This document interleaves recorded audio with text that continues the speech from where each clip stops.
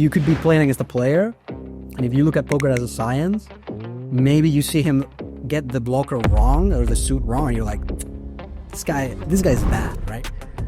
But if you saw two people in a boxing match, round 12, he drops his shoulder a little bit, you would be like, oh, this guy sucks. No, it's like he's fucking tired. People are missing that mistakes and imprecision and fuck-ups and all those things are part of the game. Today we will be chatting with Spanish high-stakes cash game player Sergio, better known online as Donk Orleone. Sergio has a long competitive background from Magic the Gathering to Hearthstone. But yeah, one day I was just like, I'm fucking broke. Like, I'm playing these dumb games all day. Like, couldn't I do something similar that makes money, right? And I started playing poker. After hitting a wall trying to implement complex solver strategies, Sergio began stripping the game back to its essence, isolating what truly moves the needle. And for me, like a strategical breakthrough is like the realization that ranges aren't really real. You can play your range and you can think that you have a range, but maybe I don't think that you have a range. Poker started to feel much simpler of a game. Really strong poker players are not these genius robot machines that are like made of a different kind of material. They're like some kind of like alien. I think if you're a viewer and you're like playing lower stakes and you're like, you don't trust yourself because maybe you're not enough, it's like until you push yourself, you're not gonna know. Thank you guys for tuning in to what's going to be another great episode of the Mechanics of Poker podcast. Quick announcement, we have seats open for our Mechanics of Poker coaching program. If you want to work with me and Adam and have us help you make more progress in your poker career, you can apply using the link down below or go over to mechanicsofpoker.com. Without further ado, guys, enjoy this episode. All right, Sergio, let's dive straight in. Poker is a complex game. True or false? False. Please explain, because the common understanding is that poker is super complex, etc., etc. You think differently. I like to be a bit of a contrarian, so I like to start with the hard no and then elaborate. I would say that the poker is complex, but not in the ways that people make it up to be, because the human brain cannot deal with the level of complexity that solver has. It's just not possible. Maybe I'm just dumb. But no matter how much I've tried to improve at certain little like details, certain things, be very detail oriented about this frequency and this blocker, and like no matter how much I try, again, maybe it's my own limitation, I just seem to run into a wall. But when I look around, I feel like everyone's running into the same wall. Like maybe from different directions, maybe someone makes a different type of mistake. And at the end of the day, when I'm playing against really good players, I feel like the game is decided not on those details. It's decided on like big picture concepts that even if you're better technically than it happens to me sometimes. Like maybe I'm playing someone who I think is worse than me, and maybe I can get a lot of those details better. But if I get the big picture wrong, I lose. Like I'm just losing. I'm pretty sure I have a negative win rate if I get the big picture wrong. So it's not that it's not like it's a hard no that it's not a complex game, but it's more so that the fundamentals and the simple ideas are the thing that matters the most, even at really high level. And I'm still not satisfied with my level. I think I have a long way to go, but I have this feeling that no matter how long I go and how far I go along this path, I'm always going to feel like the game we're playing is like really stupid in a way. Like it's not really like that, that smart of a thing. Yeah. So from what I understand is basically if you zoom out and focus on the big picture, the big picture principles, those are actually not that complicated. But so you feel like it's more the way that people commonly approach poker that we kind of overcomplicate it for ourselves? Yeah, I definitely think so. I think that There's a group of friends, and sometimes I go in this like rambling tirades, and there's a rambling tirade that I went on that was about like how we have become, like everything has become about solvers. Like if you exploit, now you're no locking in your brain. If you play well, you're brain solving. If you like, everything is somehow related, but it's not. Like what the game we're playing is much more basic, really. And a lot of those complexities usually come down to intuition and like experience, right? Like most of the good blocker effects that I get and all these things, I get them right because they just feel right, not because I'm like explicitly like being extremely deliberate about them. Do you maybe have an example in what ways people overcomplicate the game, and what do you think they miss because of it? Right. So I think that the game is complex in a different way, which is the way in that there are so many variables you could consider at one time to make a decision. Like that is extremely complex, right? Like imagine an easy example is if you're playing live, like someone could be eating pasta and the other guy could say something while playing a hand, and there's just like so many different inputs that you could take into account. And the moment you focus on a small detail and you miss, like, for example, that the guy is eating pasta, like you're going to make a huge blunder that has nothing to do with the club, the 8 of clubs that blocks the bullshit, whatever.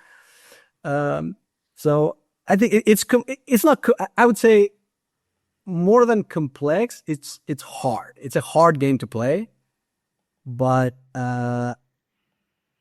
I think when you bring it down to like plain English or whatever your language is, it's a more real, like, I think talking about the game in simple terms makes it more, like it's more true that that's the way you should play.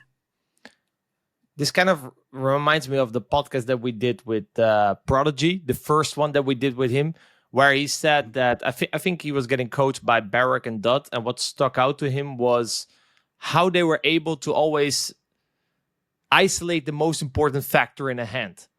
Is that Yes. kind of what you're saying in terms of, okay, we make things complicated because we're trying to take so much things in consideration that actually don't really move the needle? Whereas like, Yeah. it can, like, because I recall Owen said, like, I would take all these things in consideration, and then Dot would come to him and he would say one sentence. And it's like, yeah, that basically was that's basically it. Yeah. So yeah, for sure. I've actually heard the same thing about David Jones. Like the same from one of his students. He said like the thing he admired the most was his ability to really focus on what matters, right?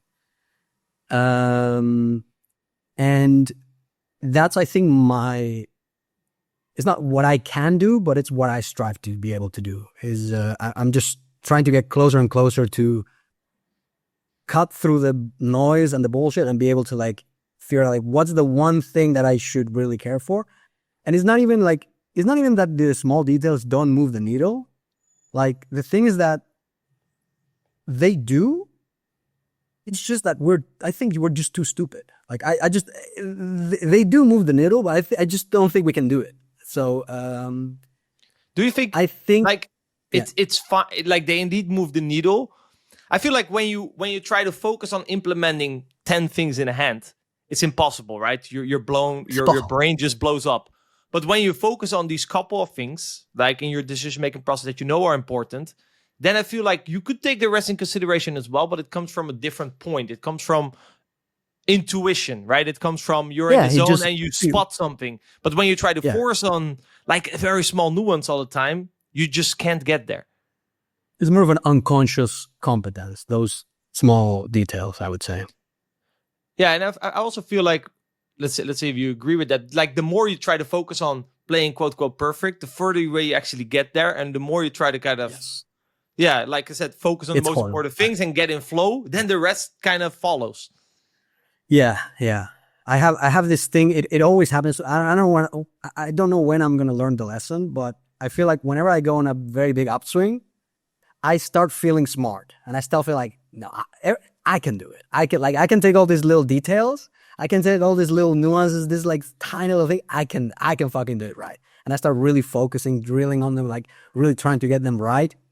And maybe even people who see me play, they could look at it and be like, oh, actually, like that's a pretty good play, whatever. And in my head, I just feel like I'm missing so many things that in my normal state, I would totally fine, right?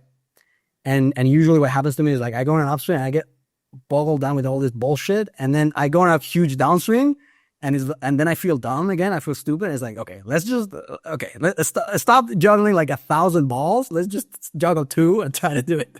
Okay.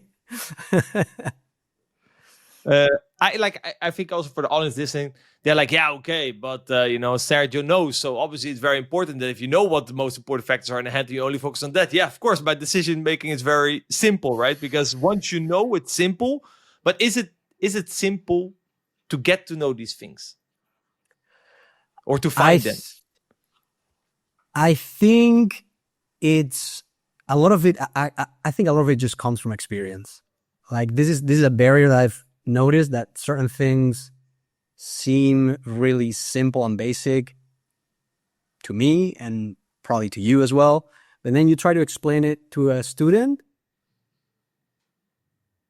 To him, is like, I think he's just not played enough hands. He hasn't seen enough shit to be like, of course, yeah, yes, this is of course what matters the most. But I think a lot of it. I think in poker, it's very underrated how much wisdom is the main driver for win rate. And so wisdom allows you to look at simple things and be able to know that they matter. Whereas when you don't have experience, I don't know, it's just noise, right? Like maybe you see a certain sizing on a certain board and you're like, I know what you have. Like you have exactly this hand. But someone with less experience could not do that because they just haven't seen enough shit. Yeah, they might face the same situation, but their mind goes to, because they have so much pieces, right? They're like, let me see my hand, this and that. Whereas you're like, no, I mean, he literally just turned his hand face up. That's pretty important. Forget about the rest. Yeah. That's like one simple example.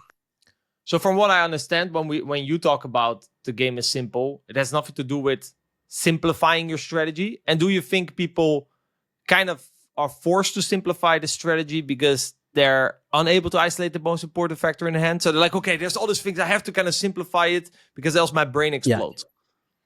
Yeah, exactly. I think that, again, it goes back to like the solver obsession. It's like a simple strategy. The way we say it's a strategy simple is because if you put it on Pio, instead of 74 gigabytes, it's 250 megabytes, right?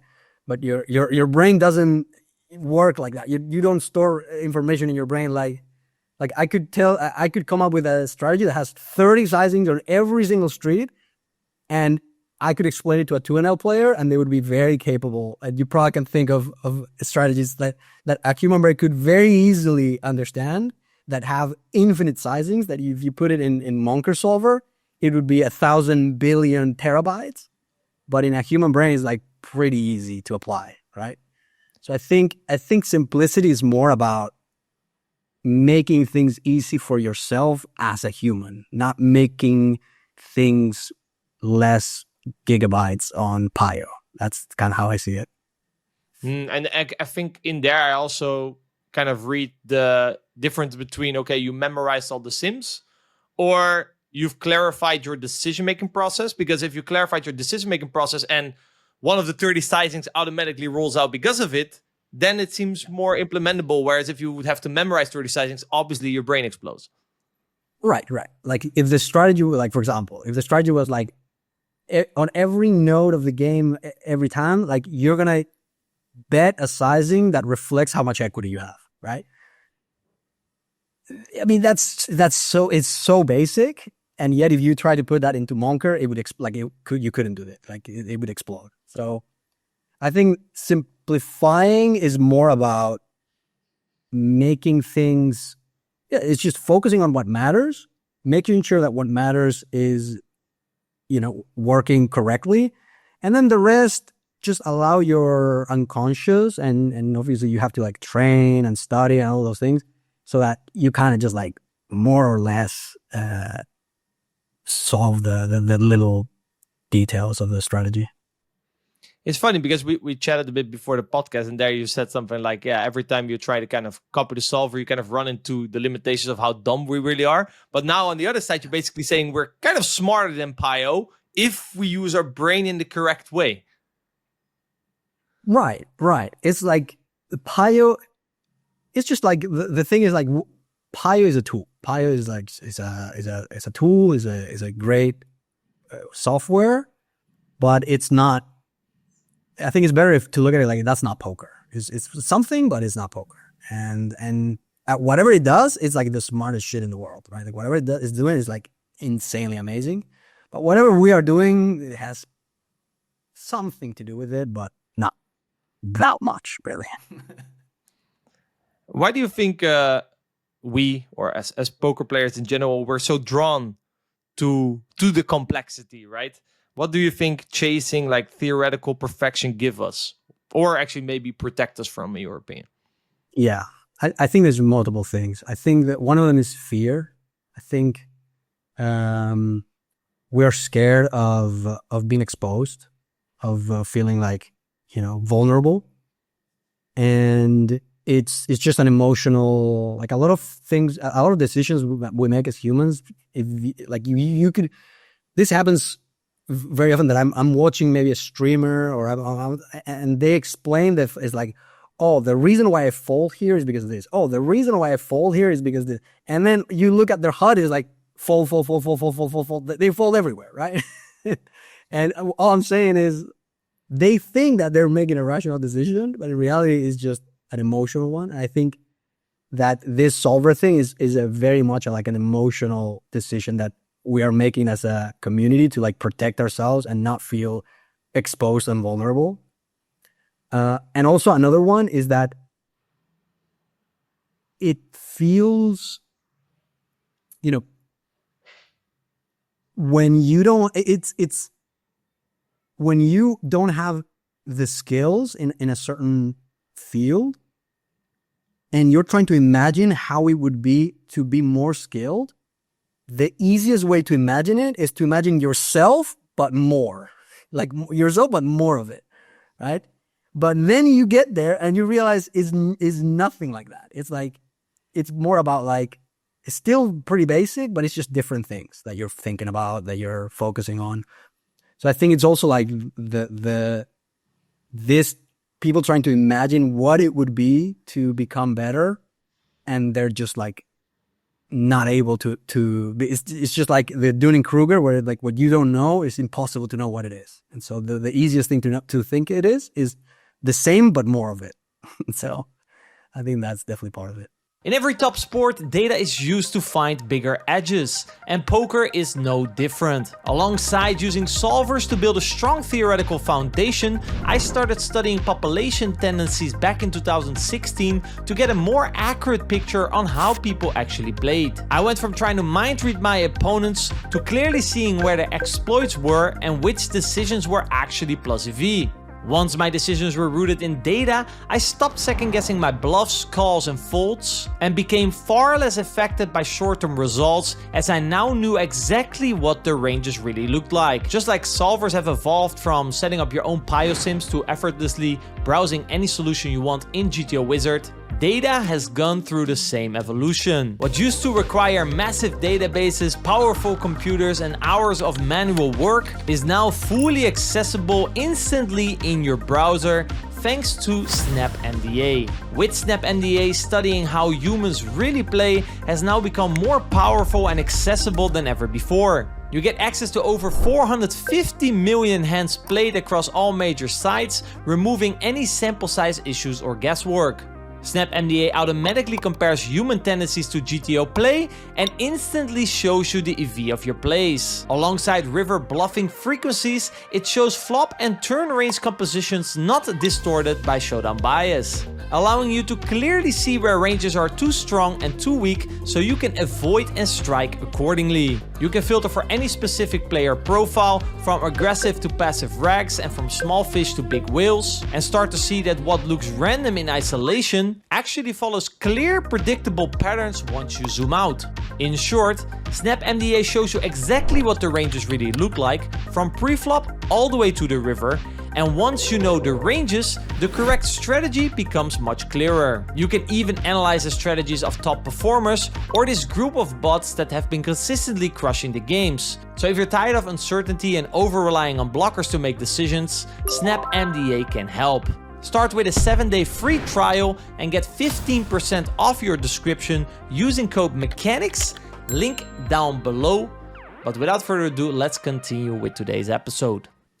How have you been able to keep theory practical? Because obviously you do work with solvers, but you seem to have a different relationship with them than most. How would you describe your relationship, and how do you guys get along in a good way?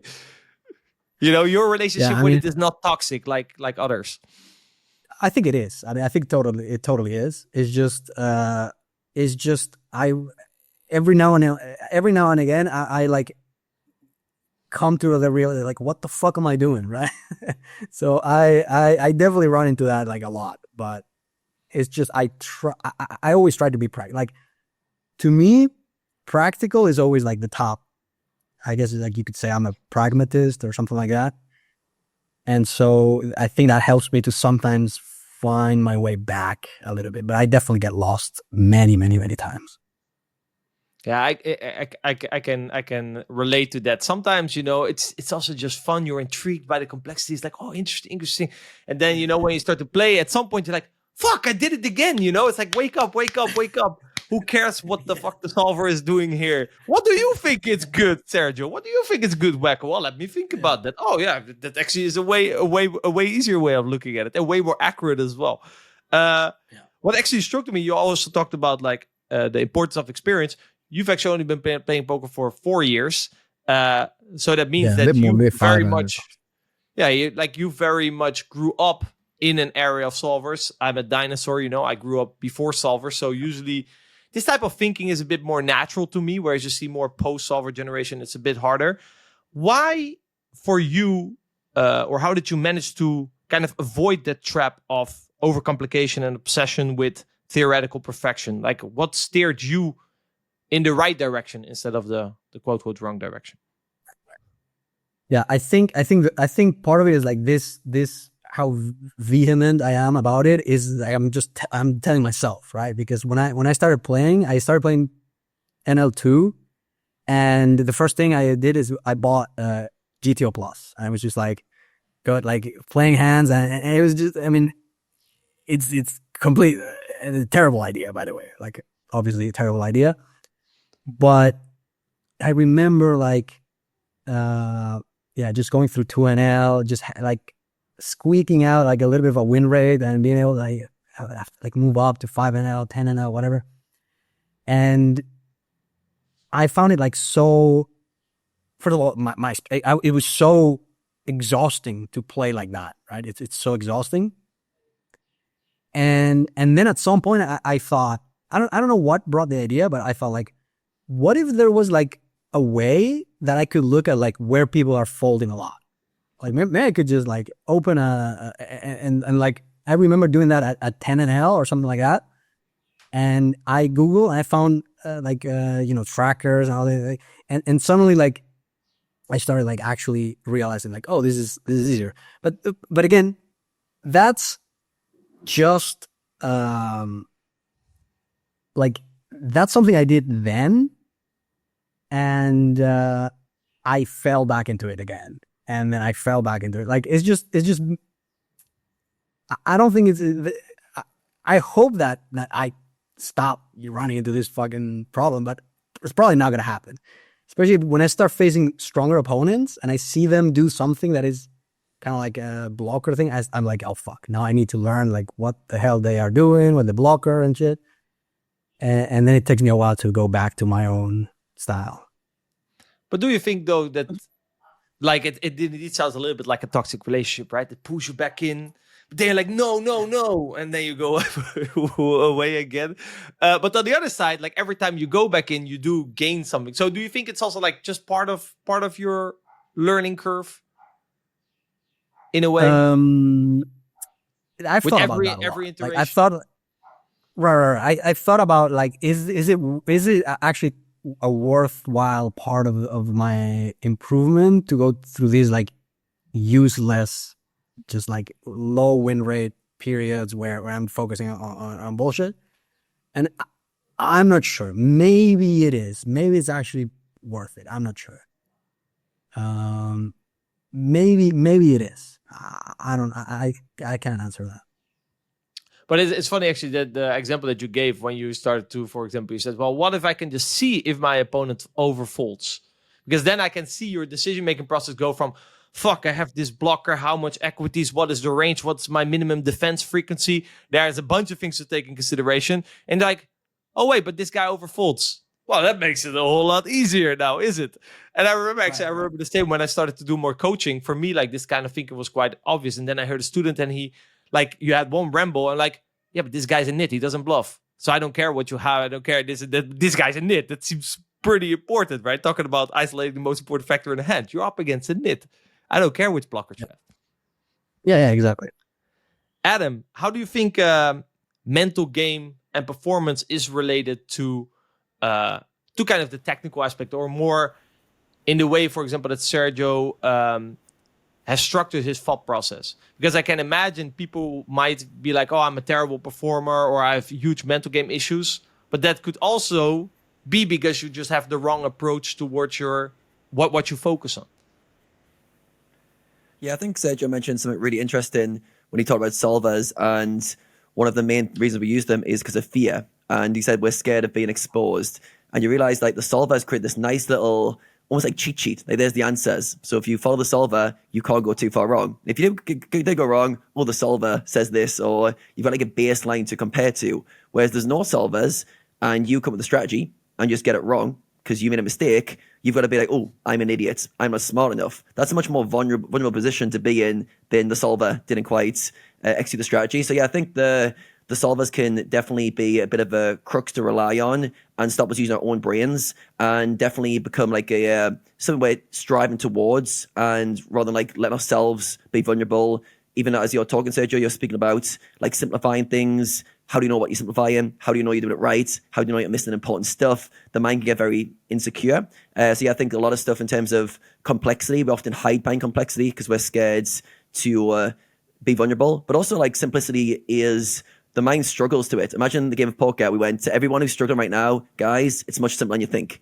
They're like, no, like you don't get it. Like I need to figure more stuff out. It's more complicated and I need answers. So I think we gravitate towards complexity. And then once you get very good at something, you realize, it was simple all along. And as you mentioned, Sergio, you need to sometimes go through those complex kind of periods to get to the other side and go, actually, it was more simple. And then complexity, then simplicity. And yeah, I think a lot of people who reach the top of their fields often find in that state when they aren't experts that it becomes simple again. But there's a lot of times where it is complex. So yeah, very, very interesting there in terms of hearing you navigate that. So you mentioned alongside fear, you mentioned kind of emotion drives our decisions and biases. I think these are all hidden into fears as well. So for you, have you noticed in yourself any sort of biases that you've had to push back against or become more aware of as you've evolved? Yeah, of course. I think that's really like where most of the game is in that aspect, in like emotions, right? Like tailed, like figuring yourself out, like figuring why you make decisions, right? I think I think the first person I heard this say is like Phil Galfond said the most important skill in poker is self awareness, right? And I mean I have a ton of biases, and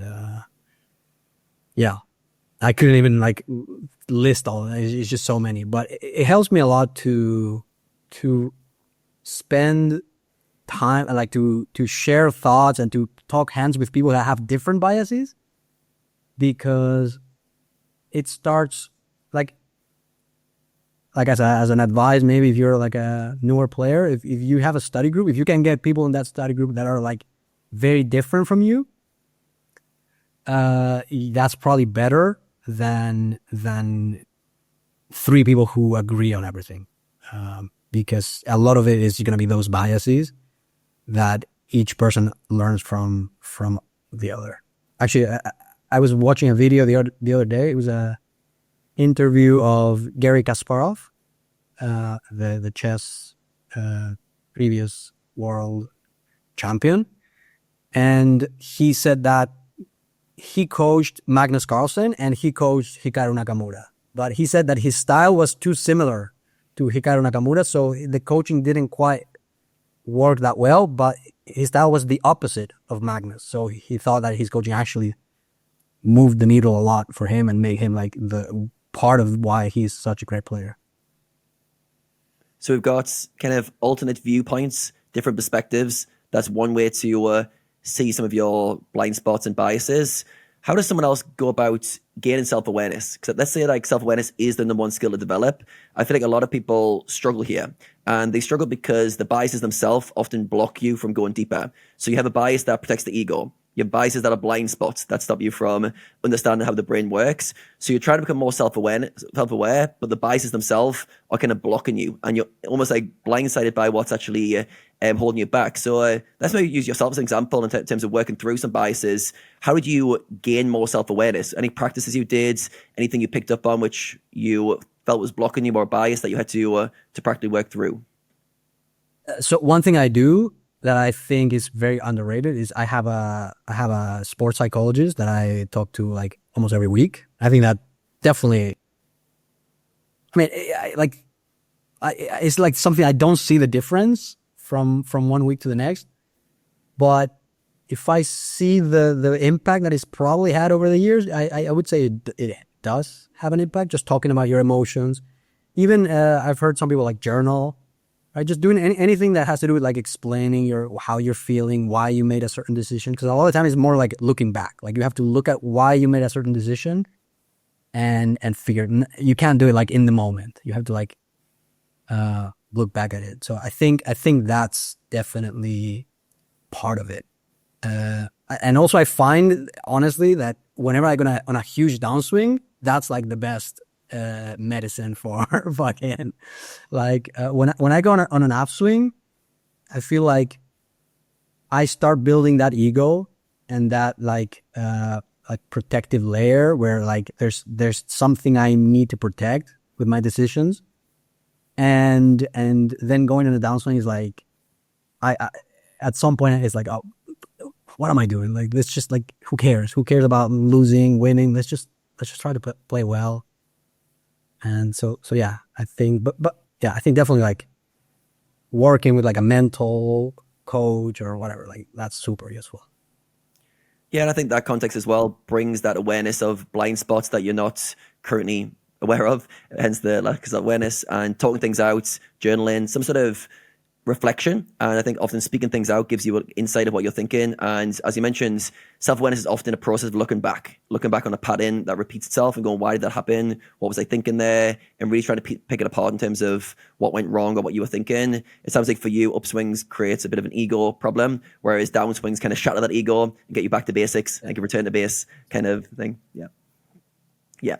Nice. Yeah, well, I think I'll come back to this. We'll circle back around to this topic later. But I want to piece together a bit of your story coming into poker and your kind of competitive drive. So I think you're a competitive guy. Did poker start that ignition with being a competitive person, or before poker were you already doing things and sparking that competition? Yeah, I was very much like a addict to video games, especially like competitive video games. Like I just played all day. Like just pick whatever game interested me that month, and I would just like play game after game after game after game. I played a lot of like Magic the Gathering, and so these card games I really enjoyed before poker. I think that's where my competitive drive was being like channeled before poker. But yeah, one day I was just like, I'm fucking broke. Like I'm playing these dumb games all day. Like, wow, couldn't I do something similar about that makes money, right? And I started playing poker. Your friends have said they would laugh at you because you try hard at anything, even rock, paper, Oh, scissors, and Minesweeper. yeah. Where do you think that drive comes from to try hard? I don't know. Like, I don't know. Actually, I was talking to my sports psychologist the other day, and he said, like, why do you play poker? Right? Like, and I was like, I don't know. I don't think it's money. Like, I don't know. I don't know. I think, honestly, I think some people have certain traits more exaggerated, and some people have this competitive nature, and some not so much, and that's it. I don't know much more than that. When you compete, do you want to win? Do you want to better yourself? What is it about the competition environment that attracts you the most?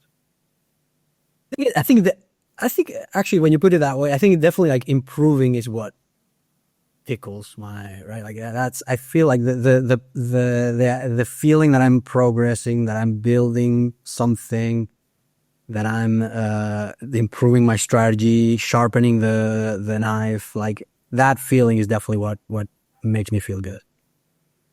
Yeah, I think it's interesting because I feel like poker sport is a very competitive environment, and we can compete in that environment for different reasons. I think yourself, as you mentioned, you're trying to improve yourself, level up your character, become a better version of yourself. But there's other people who are playing just to win the game, just to get the acknowledgement, play the high stakes, get the money. And you can be playing the same game for different reasons. I feel like competition's a very good vehicle, a good avenue to work on yourself. How else to know what you're capable of, push your limits, to improve so many different variables, than to compete and put things on the line, put money on the line, put your identity on the line. So yeah, I think for you, it sounds like that's the main driver of that. So when it comes to transitioning from strategy games to poker, do you feel like that gave you some form of advantage, like a head start in terms of you already doing a lot of strategy games in your life, or do you feel like it maybe held you back getting into it? I think I'm not sure, because when I started playing poker, I started playing it from a very different. I thought it would be very different, and so I started playing poker, doing poker wrong, like this solver thing. Like when I played Magic the Gathering, I wouldn't like care about what the most optimal. Like, I was just trying to figure out like what does the other guy have in his hand, and like how can I like not make that very good, right? And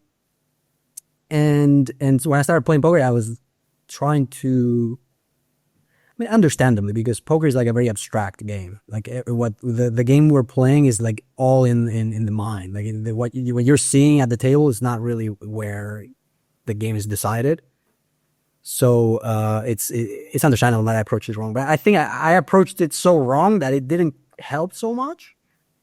But I think after a while, it came back full circle, and I started like piecing it together. I was like, oh, it's a game. Oh, it's actually a game. It's not like a science. It's not a engineering degree. It's actually a game like the games that I used to play, right? And so after a while, after years, I think maybe it does help, but I don't think so in the beginning. What would you say is something that's universal across the games you've played? If you're thinking of your experience of playing games and then applying that to poker, when you did piece it together, what are some of the kind of characteristics of strategy games that seem to hold true across different games? I think there's this sense that in poker we call leveling wars. Like, I think in other games it's kind of like a given. Like in poker, it's like a dirty war. It's like, oh, leveling wars, like street poker. It's like a bit of a dirty thing.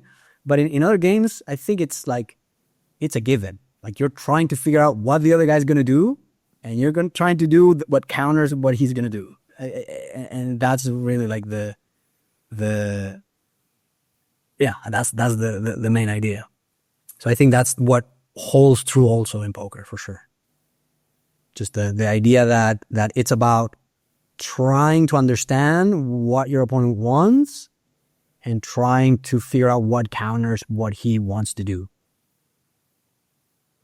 So you were a broke 25-year-old. You were playing a lot of games. And you decided, right, let's make some money. Poker actually pays me to play games so I can make some money here. Talk us through like how you got started and what was kind of the initial experience of playing poker compared to the other games you were playing.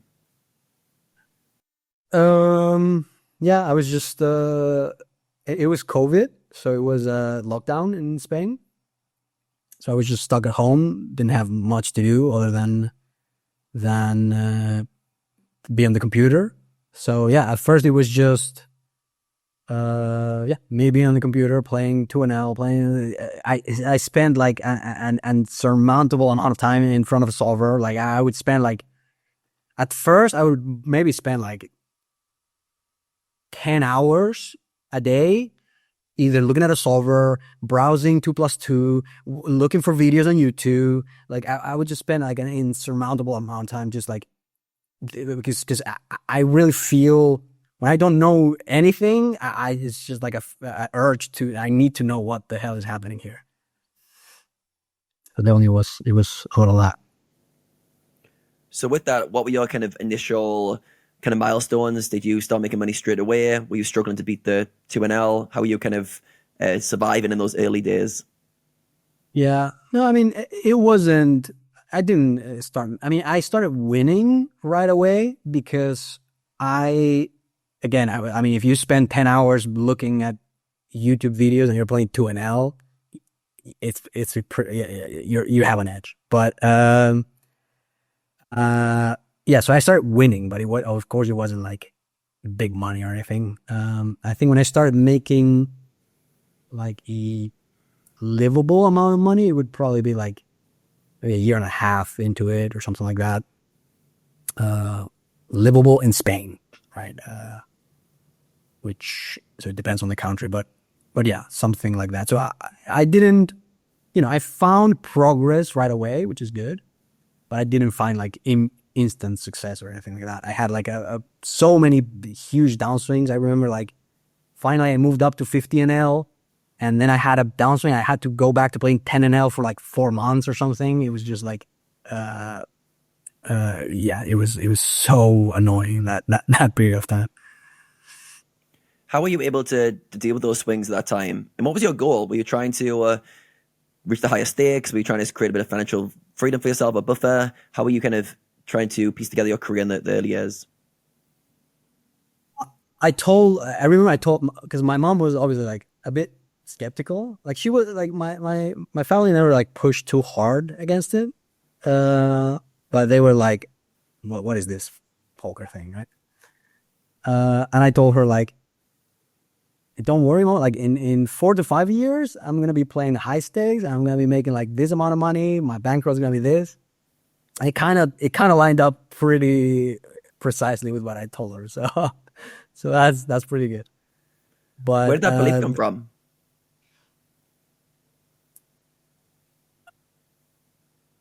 I think it was reasonable. It was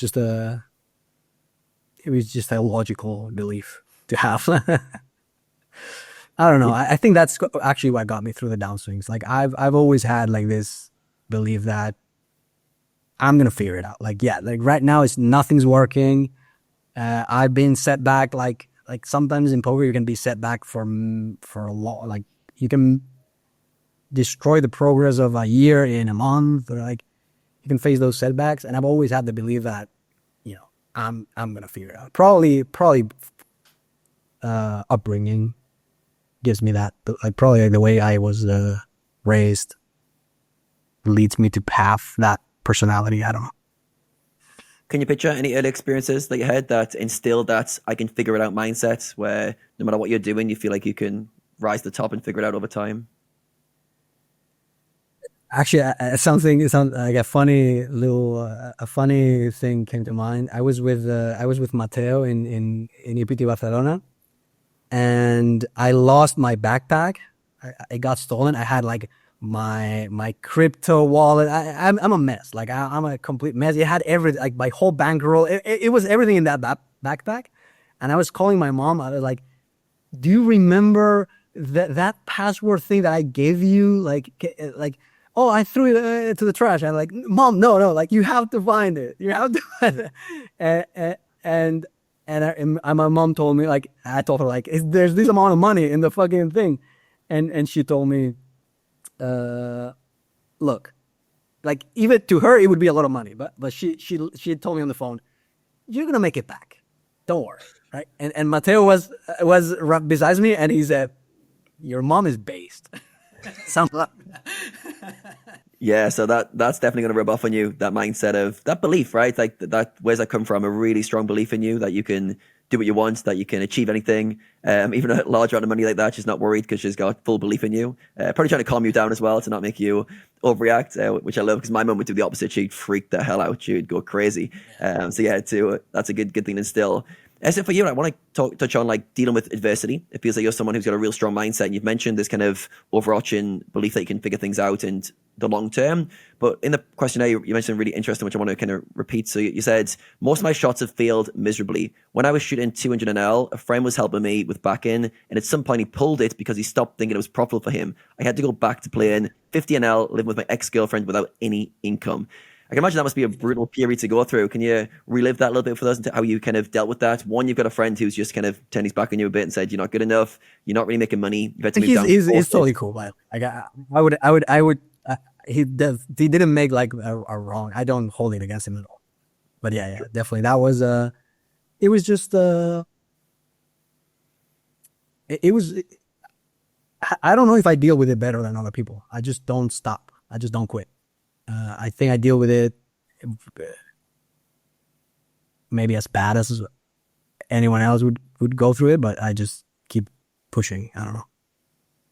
Like it was, I remember that time it was hard. It was like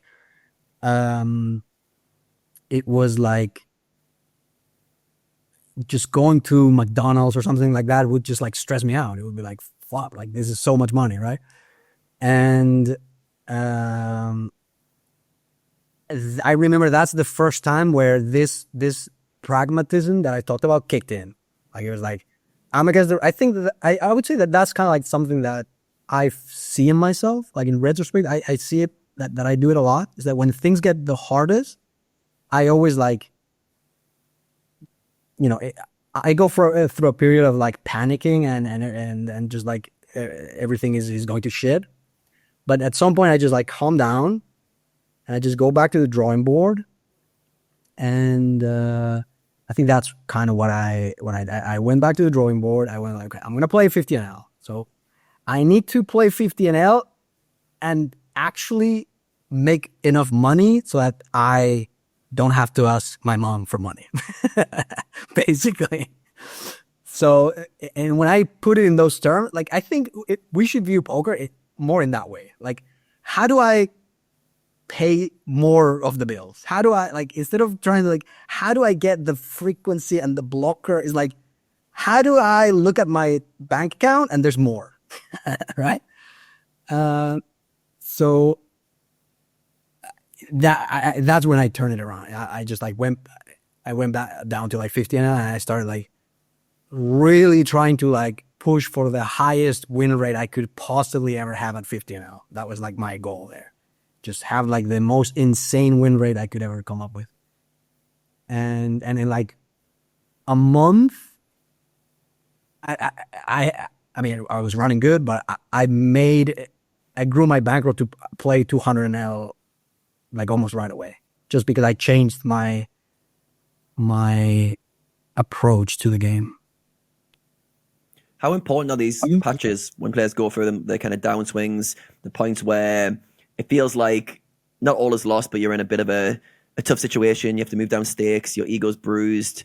How important is it to build your character like through this patch? Because I feel like this is like the key making of a poker player who kind of rises compared to the players who kind of start at the same point and just don't make it through. Like for you, it just becomes, just knuckle down and just keep going. But for other players, like it's really challenging. Like they struggle to internalize what's happening. They struggle to replan expectations. They struggle to kind of realign stuff and keep working towards that long-term goal. So for you, how do you kind of use adversity as something to build resilience? Is this something that you just internalize as a positive part of the journey, and then the actions you take, are they challenging to take in the moment when you're going through adversity, or do you feel like an internal drive just to learn, improve, and change your situation? Yeah, I think the things I think the way I deal with downswings is like so toxic and bad, but it just kind of works fine. Like usually when I go on a downswing, I just get more and more and more and more like obsessed. I push harder and harder and harder. And that is really painful because when things are not going your way, it doesn't matter how hard you push, they're not going to go your way, right? And so it is, I think it's kind of like a toxic way of doing it, but eventually you get back on your feet. And so I think it's not the best way to do it. It's just like better than totally panicking and quitting, basically. It's like the next worst thing, but not the worst.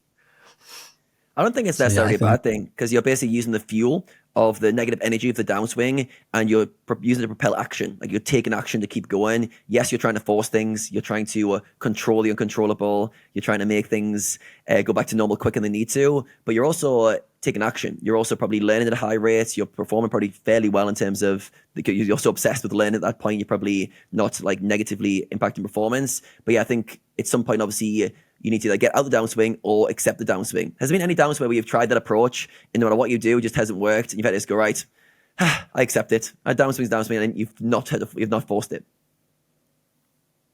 I think that's what always basically happens but it's a sort of acceptance that is like I feel that and this might be weird and it might not even be true. I feel like I play my best of the best at the bottom of a downswing. Like I play like absolutely incredible because at some point I'm like, I don't care anymore. Like nothing matters. I'm just going to play my game. And at that point is where I feel like I start like those big pictures concept. I start seeing things. I start like paying attention, right? When I care, things are like in front. So I think that's one part of the reason why it's toxic is like trying too hard is like it's good to try to figure out if you're doing something wrong, right? And to try to figure out like what you need to improve because there's always something to improve. But I think that the toxicity comes when you're like, for example, like playing more volume and like usually when I go on a downswing it's like I go less to the gym because I'm playing more. I go less to the museum or the park or just to have a beer or like I just do less things because I'm like I need to figure this out. And then at some point I'm like something clicks. I'm like, okay, let's just ride along. And if I need to lose another 20 buy-ins, then so be it. And that's I think when I play best is when I've lost like however many buy-ins and then I'm like I could lose another 20 and then I start playing well. I wonder how much the intense work period is needed before you can accept things and like let things just flow freely. Because you look at like a lot of kind of geniuses who come up with ideas, they often like stress on an idea for months and months and months, can't get a breakthrough, they'll have a shower, relax for a bit, and the ideas pops to them. But they've got to do the kind of work in advance before those kind of ideas can flow. I think sometimes like maybe on a downswing, you do a deep dive in your game for a month, stressing, trying to solve everything. You're like, just can't solve it all. Just relax, drop expectations. And you mentioned this kind of freedom that comes with it. So this rock bottom almost like devours the ego, devours expectations, and you feel free and play your best poker. How can you, or have you tried to get into that state or channel that state without the need to hit rock bottom in terms of like things are going well, realizing that's such an important state to get to? Have you done anything to try to cultivate that more frequently without needing to hit a rock bottom? Yeah, I don't know. It's actually, I was talking about this with my psychologist. It was like, he asked me the same question. Like, how could you cause this state of mind without going to a huge downswing? I'm like, because we had that conversation when I was like in the middle of a downswing, right? And I told him like, I feel like usually there comes a point where something clicks and I start getting it. And he's like, okay, how can you cause that situation? I was like, I don't know, I guess I just keep losing more and then at some point it happens. So I don't know.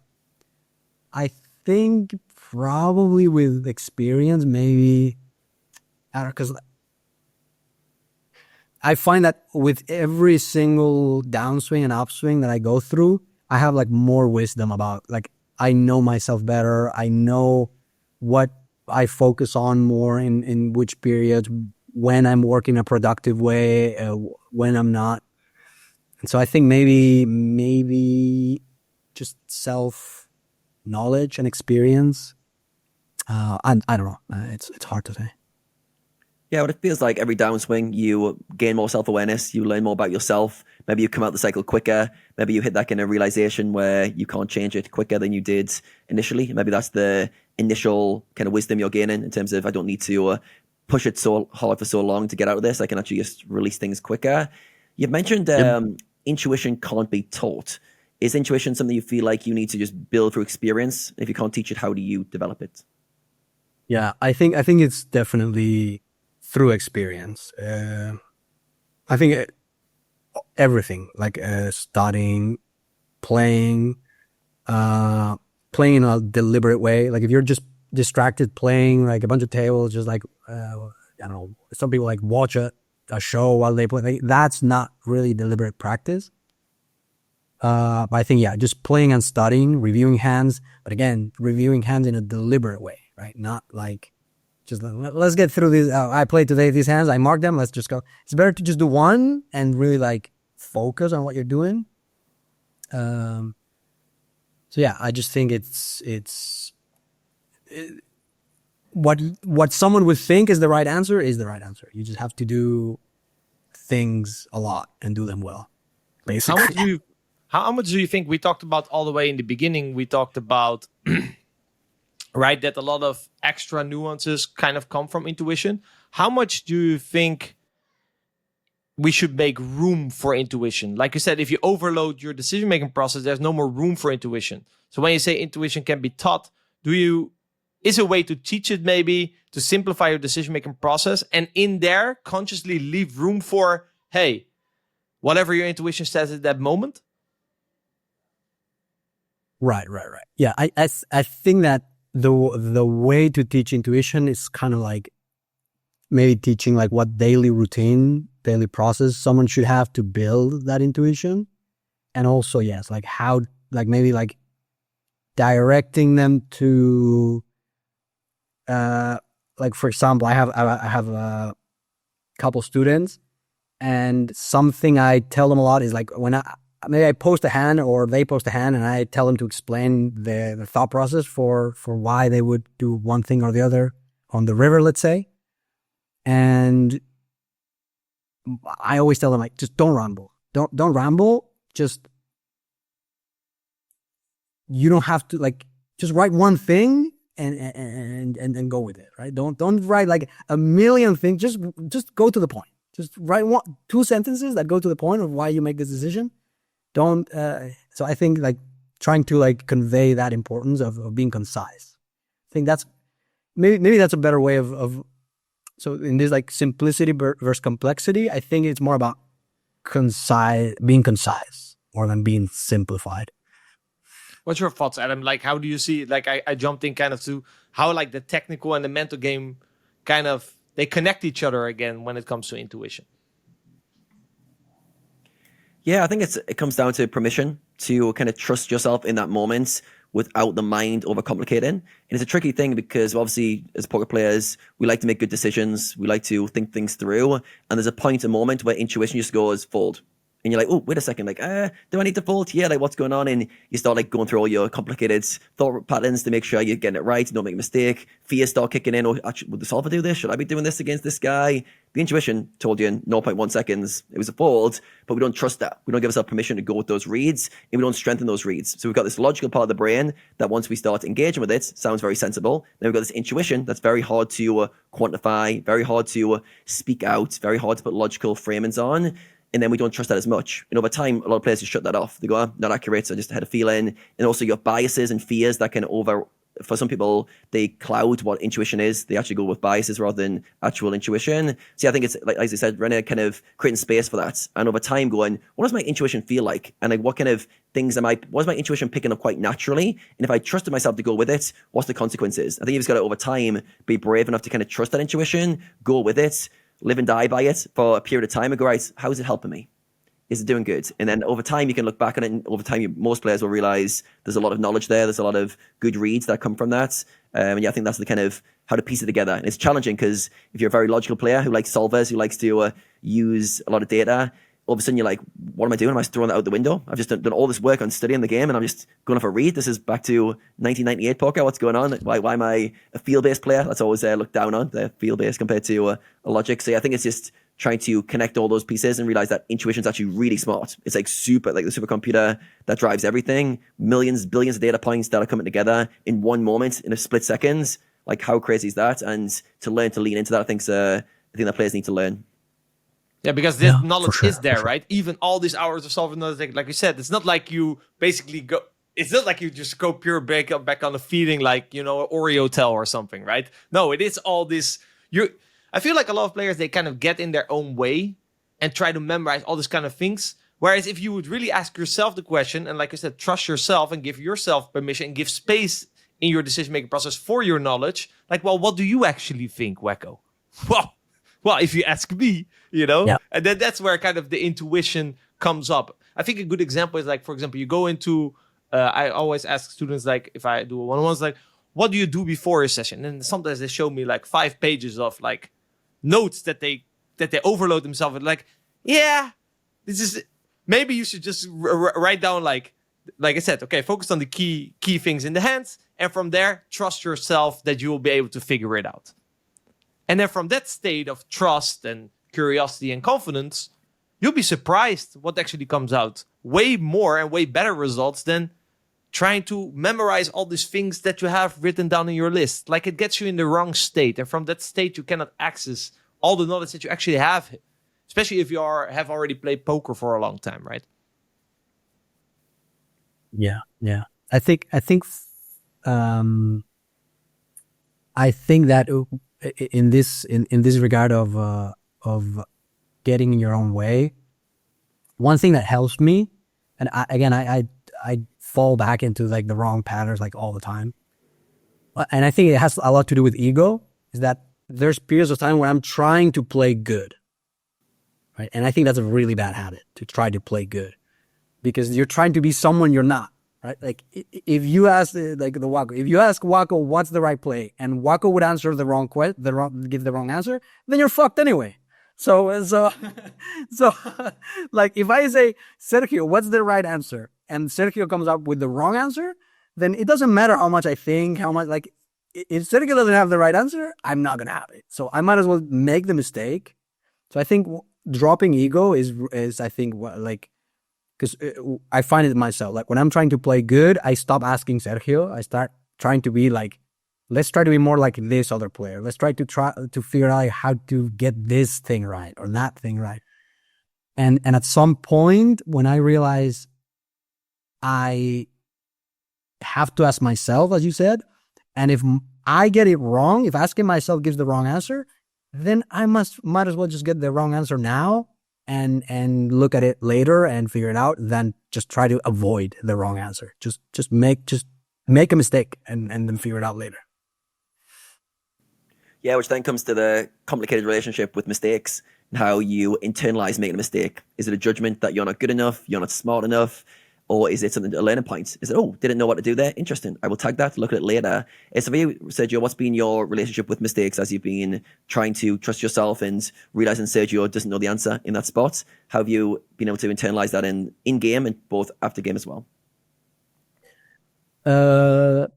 Yeah, I think I definitely have this running problem with like ego and this like trying to play good, and when I get in that mindset, I really start not wanting to make mistakes, right? And that is like, I think that's fatal for your strategy. Like, once you start not wanting to make mistakes, you're gonna miss so many plays that you would have figured out, and so.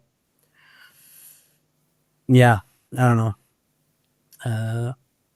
I think it's ego. I think if I want to improve at this, I just have to need to find ways to like just dropping my ego entirely and not trying to play in a way that is not my natural way to play. Like if a play is natural to me, then that's the play. And if it's wrong, then too bad.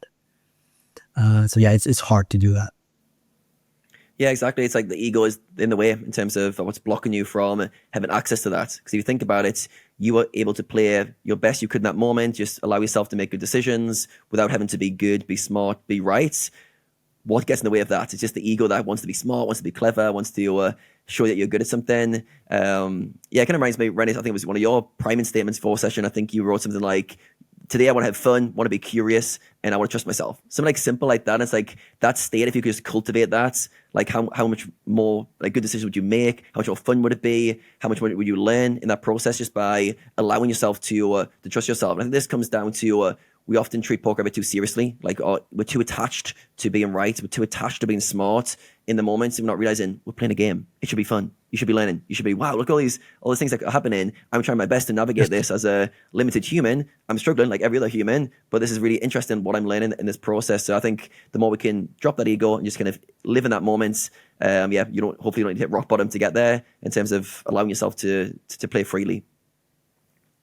Yeah, 100%. I think, especially what you said about, I think that the seriousness that we like, when I look at like how high stakes players like talk about a certain matchup or it's very serious. It's like life or death. It's like this guy is worse than me, therefore I must crush it. It's like, dude, it's just a fucking game. Like, just play the guy. Maybe he beats you. Maybe you win. You're gonna have fun. It's gonna be a story that you can tell your grandkids one day. Like just have fun. And I try to tell that myself because it's really easy to get absorbed into like this seriousness of just try. It's like we're adults now. It's about money. It's like it's about making money. Like I don't know. Like I think it's better to just see it as a journey. And but it's hard. I mean, I definitely don't get it right all the time. Yeah, and I think the more your identity and self-worth is tied to being smart and good at poker, the harder that becomes just to have fun. If you're having to battle to to validate yourself to yourself or your peer group, and you haven't had the success you want at poker, or you still feel like you've got a chip on your shoulder, it becomes harder and harder to actually practically do that. So yeah, I think it's a work in progress for almost everybody. So yeah, hopefully it's a good reminder to players who are working on that. I wanted to touch on something before I forget. We noticed a picture of you on a downswing. You were painting. You painted this like really like interesting painting. Is that something you've turned to as a kind of coping mechanism, like maybe to get your emotions out there? Or yeah, how have you used painting, especially during downswings, and what does that give you that process?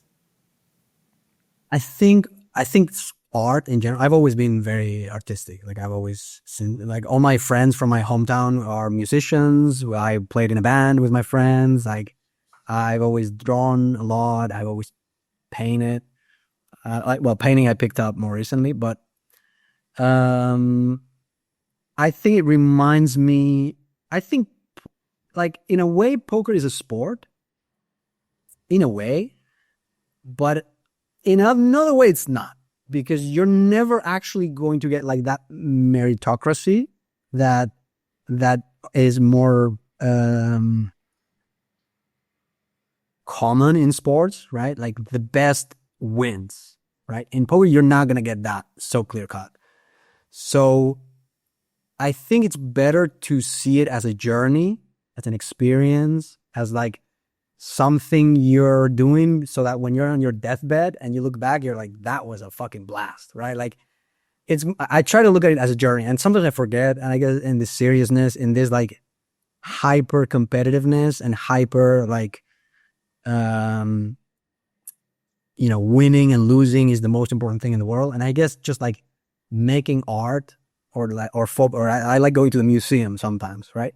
Focusing on those and trying to remind myself like it's more of a journey than anything else. It's not really.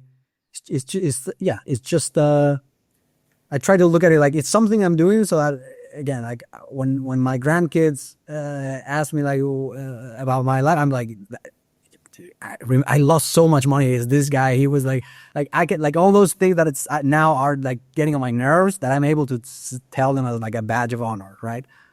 So yeah, I think it helps me in that way. Just reminding myself that it's all like a journey. Yeah, I think also it all like brings you back to like the moment, like also like an expression of the now, it's expression of the current moment you're in and what you're kind of feeling. Whereas often in poker, we're trying to get somewhere, we're trying to get a result. Whereas art kind of brings you back to that, what we talked about, having fun, being creative, giving yourself permission to fail, give yourself permission to do a bad painting or whatever it is. So yeah, I think it kind of links well to what we're saying about that state of trying to get back to just being in the moment, having fun, being curious. I think art can be a really good expression for that as well. So it sounds like for you, it's always been something you've went back to. Yeah, 100%. Yeah, especially what you said about giving. Yeah, it's an environment where you have permission to like. It's supposed to be bad. Like the painting is supposed to look kind of off and funny. So that's kind of like a good analogy. I seen in your 2+2 thread you said poker is a sport, not a science. What makes you feel like poker correlates more with sport? But poker, in a way, it's not a sport because of that meritocracy point. But in another way, it is, as opposed to how people are thinking that people confuse theory with practice a lot, right? People confuse the kinds of exploits you can do in your mind when you have 2 hours to come up with them versus in the moment. The kind of strategies, the balance that you can come up with. And like, for example, you could be playing against a player, and if you look at poker as a science, maybe you see him get the blocker wrong or the suit wrong, and you're like, this guy is bad, right? But you would never be like, if you saw 2 people in a boxing match, and one of them at the round 12, he's like, he drops his shoulder a little bit. You want to be like, oh, this guy sucks. No, he's like, he's fucking tired. And this match has been going for a while. Like people are missing that mistakes and imprecision and fuck ups and all those things are part of the game. Is an integral part of the game. Right, like energy management, for example. Right, in boxing, the biggest difference between a good boxer and a bad boxer, the good boxer can last for longer. Right. Well, maybe in poker there are things like that, and no one really considers. Right, like can you lose 4 buy-ins and be less tilted than your opponent? Can you, like, those little considerations that seem like. I mean, they're kind of obvious when you point them out, but they're more like sport-oriented. Like you think about it like a sport. Yeah, I think it's dealing with the limitations of being a human and trying to realize, okay, we've got many leaks. We're trying to perform our best, but as a human, we're very limited with our energy, our focus, how we deal with emotions, how we deal with downswings, how we're trying to execute this simple/complex strategy that we're trying to figure out against this opponent type in this moment in time. So yeah, I feel like with that, like sport is a really good analogy for that because it's very similar in terms of competition. There's just 2 humans who are doing their best. Nothing is the kind of complete. You never really master sport. Like there's always someone who comes better later down the line who's a bit more advanced, a bit more, who push the sport forwards. And I think poker is kind of the same, whereas science kind of has more hard rules. There's right and wrong. You can prove stuff, disprove stuff. There's hypotheses you work towards. And it feels like solvers kind of trick us into thinking, oh, there's solvers, therefore there's a science of poker. Let's just study the solver. And then I get my degree in poker and I can beat everyone in the world. And then all of a sudden you realize, wait a second, there's some benefits, but there's also a limitation with that model as well. So yeah, I think I really correlate well with that kind of analogy as well as the sport. All right, so you mentioned habits. You care a lot about building skills over the long term. And I think this is a really important thing because I feel like a lot of people are after quick fixes and they're after kind of, how do I get to the top? What's my top 5 habits I need in the next 6 months to get to where I need to be? For you think about habits in terms of long-term skill progression. So for you, in terms of being a successful poker player, what are some of the skills you feel like are important to develop over the long term that you need to put a lot of time into building? Well, again, it's like all of the above. Is looking, maybe starting with the solver, reviewing hands, trying to think about things exploitatively, trying to think about things. Is doing things every day in the right direction. Like I don't believe in this like grind set mindset, like we need to run 1,000 miles every morning. Maybe some people can. I'm a lazy motherfucker, so I can't do it. So at least for myself, I always like try to figure out how can I do this in a way that when things are going wrong, when I don't want to do it, how can I do it for years and years to come, right? So I think that's a big part of it. Just all of the above, but in a sustainable way. Are you grinding hard, studying solvers, reviewing hands, but still not getting those results that you know you're capable of? You're putting in the time and effort, but without clear direction, that effort does not pay off. That is why I created the Mechanics Leakbuster program, which is the exact system I use to make over 7 figures playing online poker and have since taught to hundreds of students so they could do the same. Through our Leak Finder stats and pop-ups, you will gain clarity on your biggest leaks and tendencies, insights on how your strategies have been performing in-game, and the impact variance has had on your results. But knowing your stats is only the beginning. In the program, we dig deep into the root causes behind your leaks and tendencies and use a proven 7-step system to fix them for good and gain the skills to improve and continuously evolve as a poker player. You'll study more effectively, overcome leaks and tendencies that felt impossible to break, and rebuild trust and confidence in your game, finally seeing your hard work pay off as you move up the stakes. So if you're ready to stop guessing and start improving with clarity, break through the patterns that have been holding you back, and take your game to the next level, join the Mechanics Leakbuster program using the link down below. Yeah, I think it comes back to simplicity. It's often, what's the goal?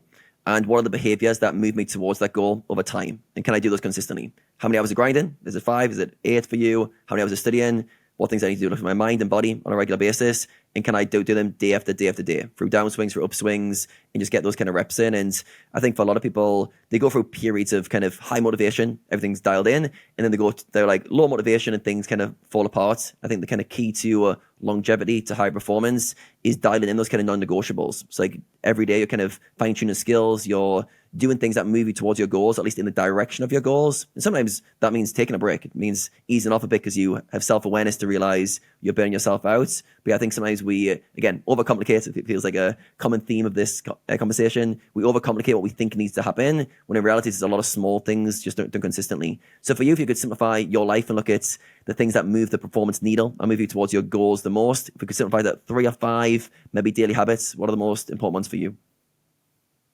For me, I find it pretty important, and I've heard very different opinions. For me, doing like a quick warm-up, like reviewing hands or doing whatever, like drilling in the solver, just doing whatever before a session, just like 10, 20 minutes. To me, that's quite important habit, because, and again, I've heard people that say like it's actually bad because it kind of like uses up your energy.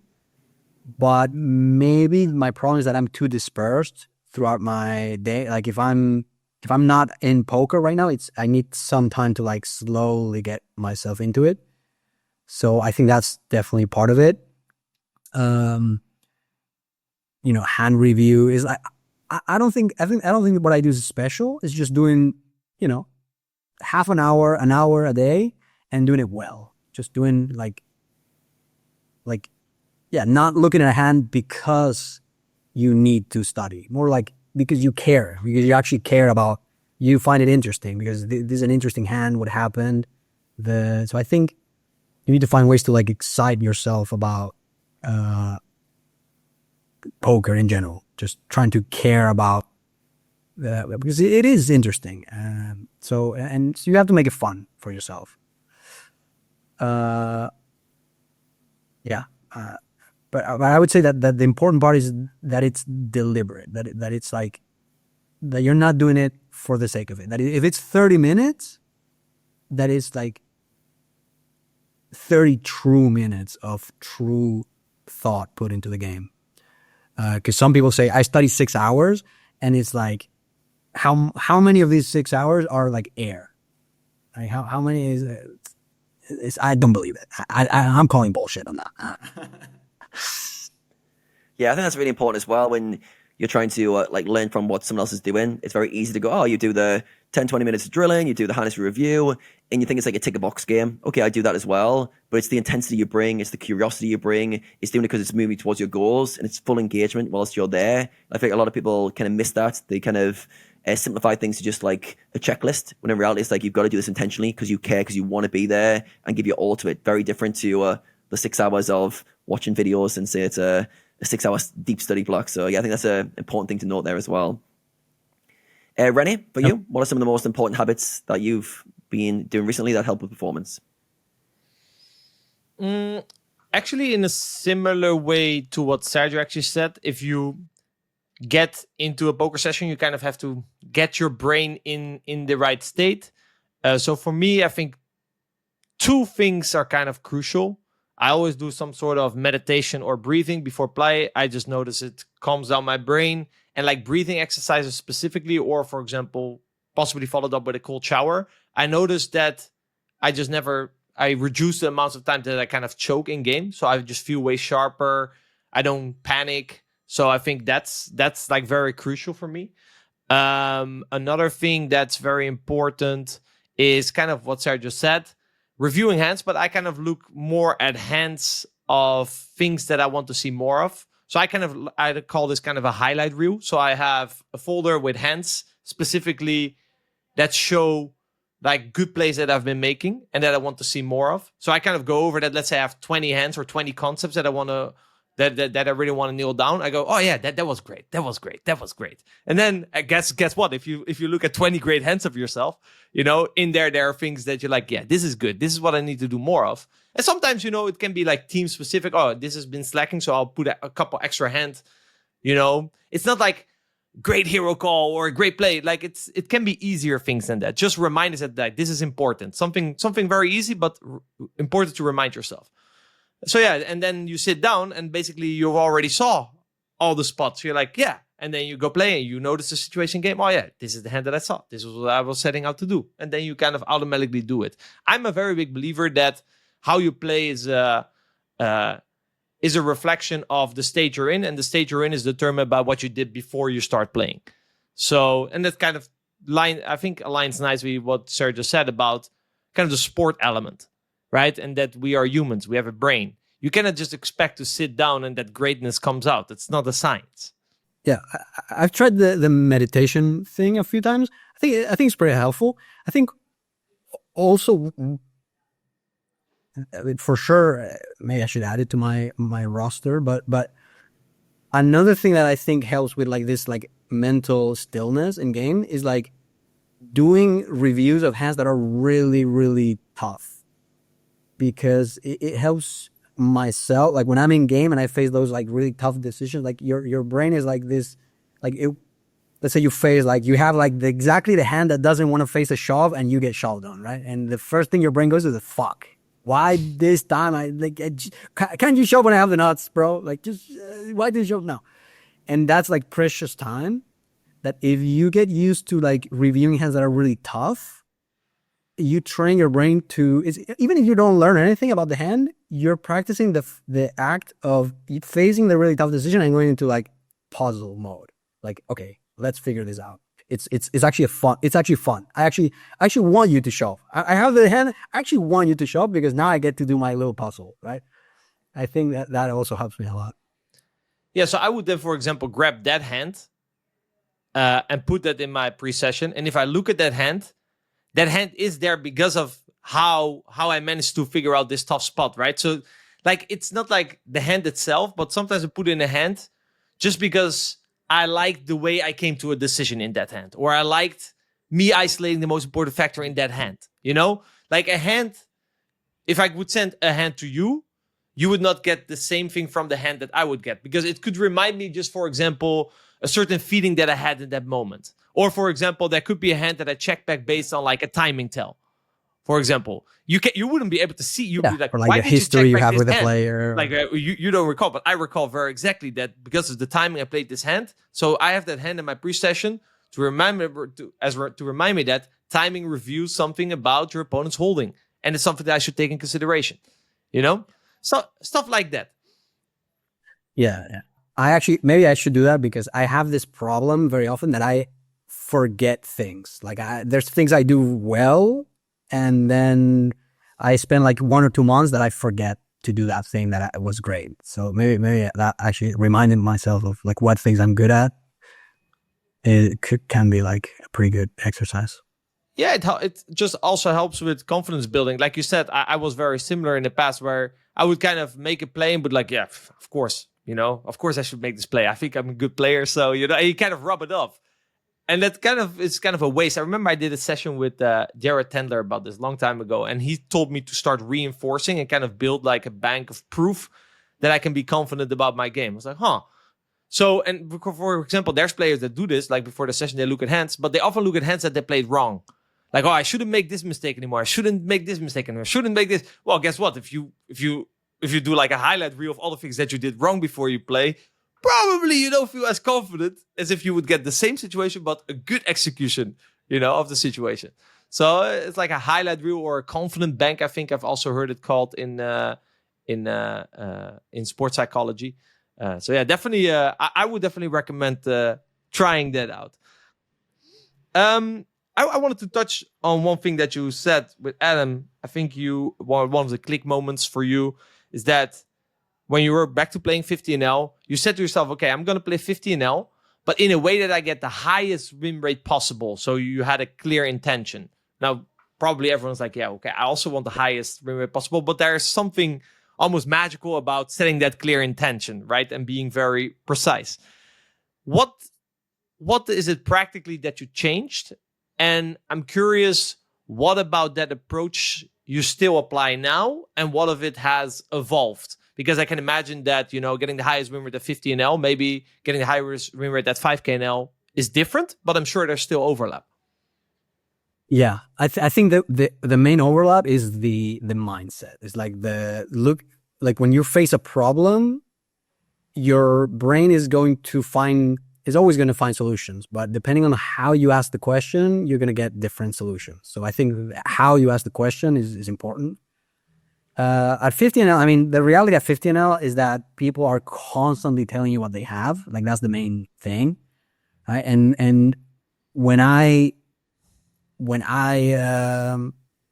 just drop the bullshit, I remember like I had to move down to 50NL. I dropped the bullshit. I'm like, I'm not a poker genius. I'm just like, how do I make the most money possible playing 50NL? It's like, when I ask that question, somebody is like, oh, I think that he has this. Maybe, I mean, I could be wrong, but I think he has this. Let's try to like do this and see what happens. And that's really what it is. Like, so my recommendation, if you're playing 50NL, is just like, pay attention to what people are telling you that they have, and do what you think is better against that hand. And obviously, sometimes it's not going to work because they don't have that always. But I would say at low stakes, if you treat everyone as face up all the time, on average, whatever you do is going to work. On average, obviously not every instance, but on average.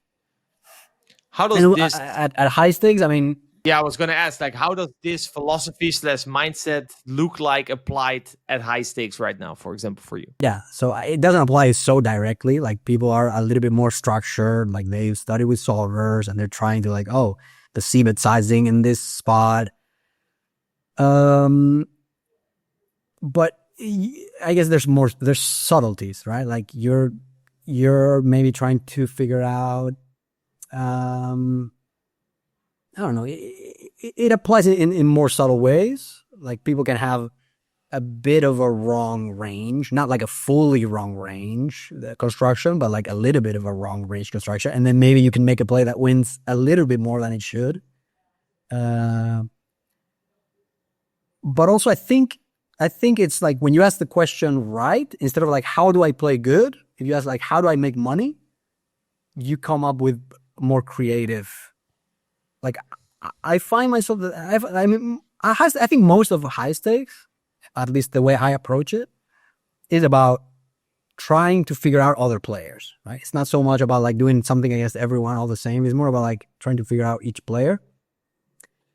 And I find that sometimes the solutions I find to certain problems is something I never did against anyone else. But the only reason I find that solution is because I'm trying at least to ask the right question. And that is, how do I beat this specific opponent? Like at high stakes, obviously because the pool gets smaller, you play more against specific individuals. So, exploiting and tailoring your strategies towards individuals become more important. So I guess in your evolvement towards high stakes, that became a more important part of your process. Was it maybe like at 15L, you're focusing more, okay, what does a pool on average do wrong? How can I exploit that? And now it's more based on individuals? Yeah. Yeah, like at 15, I could probably just put my hand over the screen and not even see who it is, and I would just treat them all the same. Actually, when I remember back at 15, there's certain player tags that come to mind. It's like, oh, this guy, oh, he did this thing. I think it's just when you ask the right question, your focus starts finding shit that seems amazing. Like I remember reads that I had on players at 50NL that I remember one specific player that I had a read that I knew exactly when he was bluffing and exactly when he was value betting. So the win rate there is immensely, right? It's insane. So,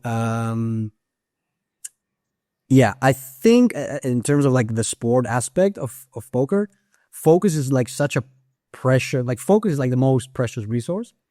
And if you find ways to ask the right questions, to place your focus in the right things, you're going to come up with ways to increase your win rate that I couldn't tell you what it is, because it's going to be something that you're going to be creative on your own and figure out.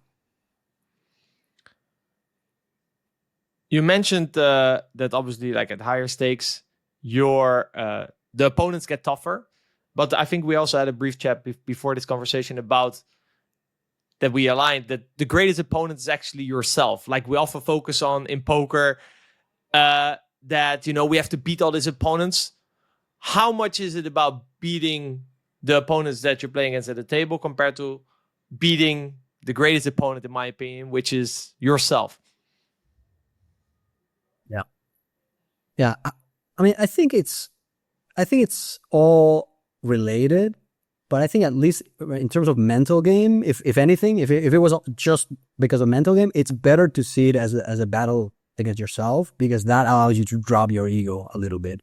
When you see it as a fight against other people and I need to be better than this guy, that's really a bad question to ask. How do I become better than this guy is a terrible question, right? So I think seeing it, I tell myself that I don't do this perfectly, but I tell myself I try to have a solipsistic view of poker. My opponents don't even exist. They're just data points. I'm just going through my own journey, and they're just little data points that are appearing on my screen. I'm just trying to figure out how what does this mean? All this data that they're sending me, how can I use it to solve my little puzzle? I try to tell myself to not really care that there's someone at the other side of the screen, really. So yeah, it's more about myself. Also the emotional aspect, figuring out like what you said, that the way you play is a reflection of your state at that given time. So trying to understand, to discover yourself, to figure out how can I know in which state I am and what that bias leads to, what kinds of mistakes should I be kind of a bit more looking after, how can I improve my mental state, how can I maybe increase my volume when I'm really feeling myself, and reduce volume when I don't think I have it at that time, right? That's hard. I think honestly, I think at this point, I think I have a decent degree of understanding of when I'm I call it my mojo. When I have my mojo, I kind of know. And if I just increase my volume a lot when I have it and reduced it when I don't, that would be it's huge for my win rate. So how do you know that you have your mojo? What are the first signs? When I have it, it feels like I'm not trying to play well. I'm not trying to appease any like outside system or structure. I'm just like, maybe I'm even losing, right? Maybe I'm losing in the session, and maybe I lost 8 buy-ins, but I can definitely tell I kind of have very losing sessions. But if I have my mojo, I'm like yes, like because I don't know, I can just tell, because let's say you're playing someone heads up, right, and you get coolered 5 times for stacks, right? But there's something that you think is working that's like making you like 5 blinds every few hundred hands in EV, right? And when you do it, you feel it. It's like, oh, I think this wins like a few blinds. Like I can feel that it wins a few blinds. And yeah, you're gonna get stacked and lose 4 blinds, but you still feel like. So okay, so this is the sign for me. When I feel I have my mojo, is when I see myself finding very big edges. Like I just sit at the table and I'm just playing, and suddenly something comes to mind like, this is a big one, right? And sometimes I don't feel that for a while. Sometimes I'm playing, it's like I'm not getting that sense. Then it's a sign that I'm really not like, yeah, I'm not in my A game, let's say. I love this. And this comes back to, again, the philosophy of it. It's all a battle against yourself. It's a battle against you trying to get in that right state, right? Find your mojo. It's always a battle against you showing up. It's a battle against you showing up curious and, looking for things to pick up on, right? Because sometimes, you feel like you're just a bit in a rut. You go in autopilot. Again, it's a battle against yourself, right? It has nothing to do with your opponents. And I like it because it does all start with like a fundamental truth or belief that people indeed do have leaks, that people give away all information all the time. And that tied to a goal of, okay, I'm not here to just make sure that I'm winning, but I want to have the highest win rate. That's when you start to look for things, right?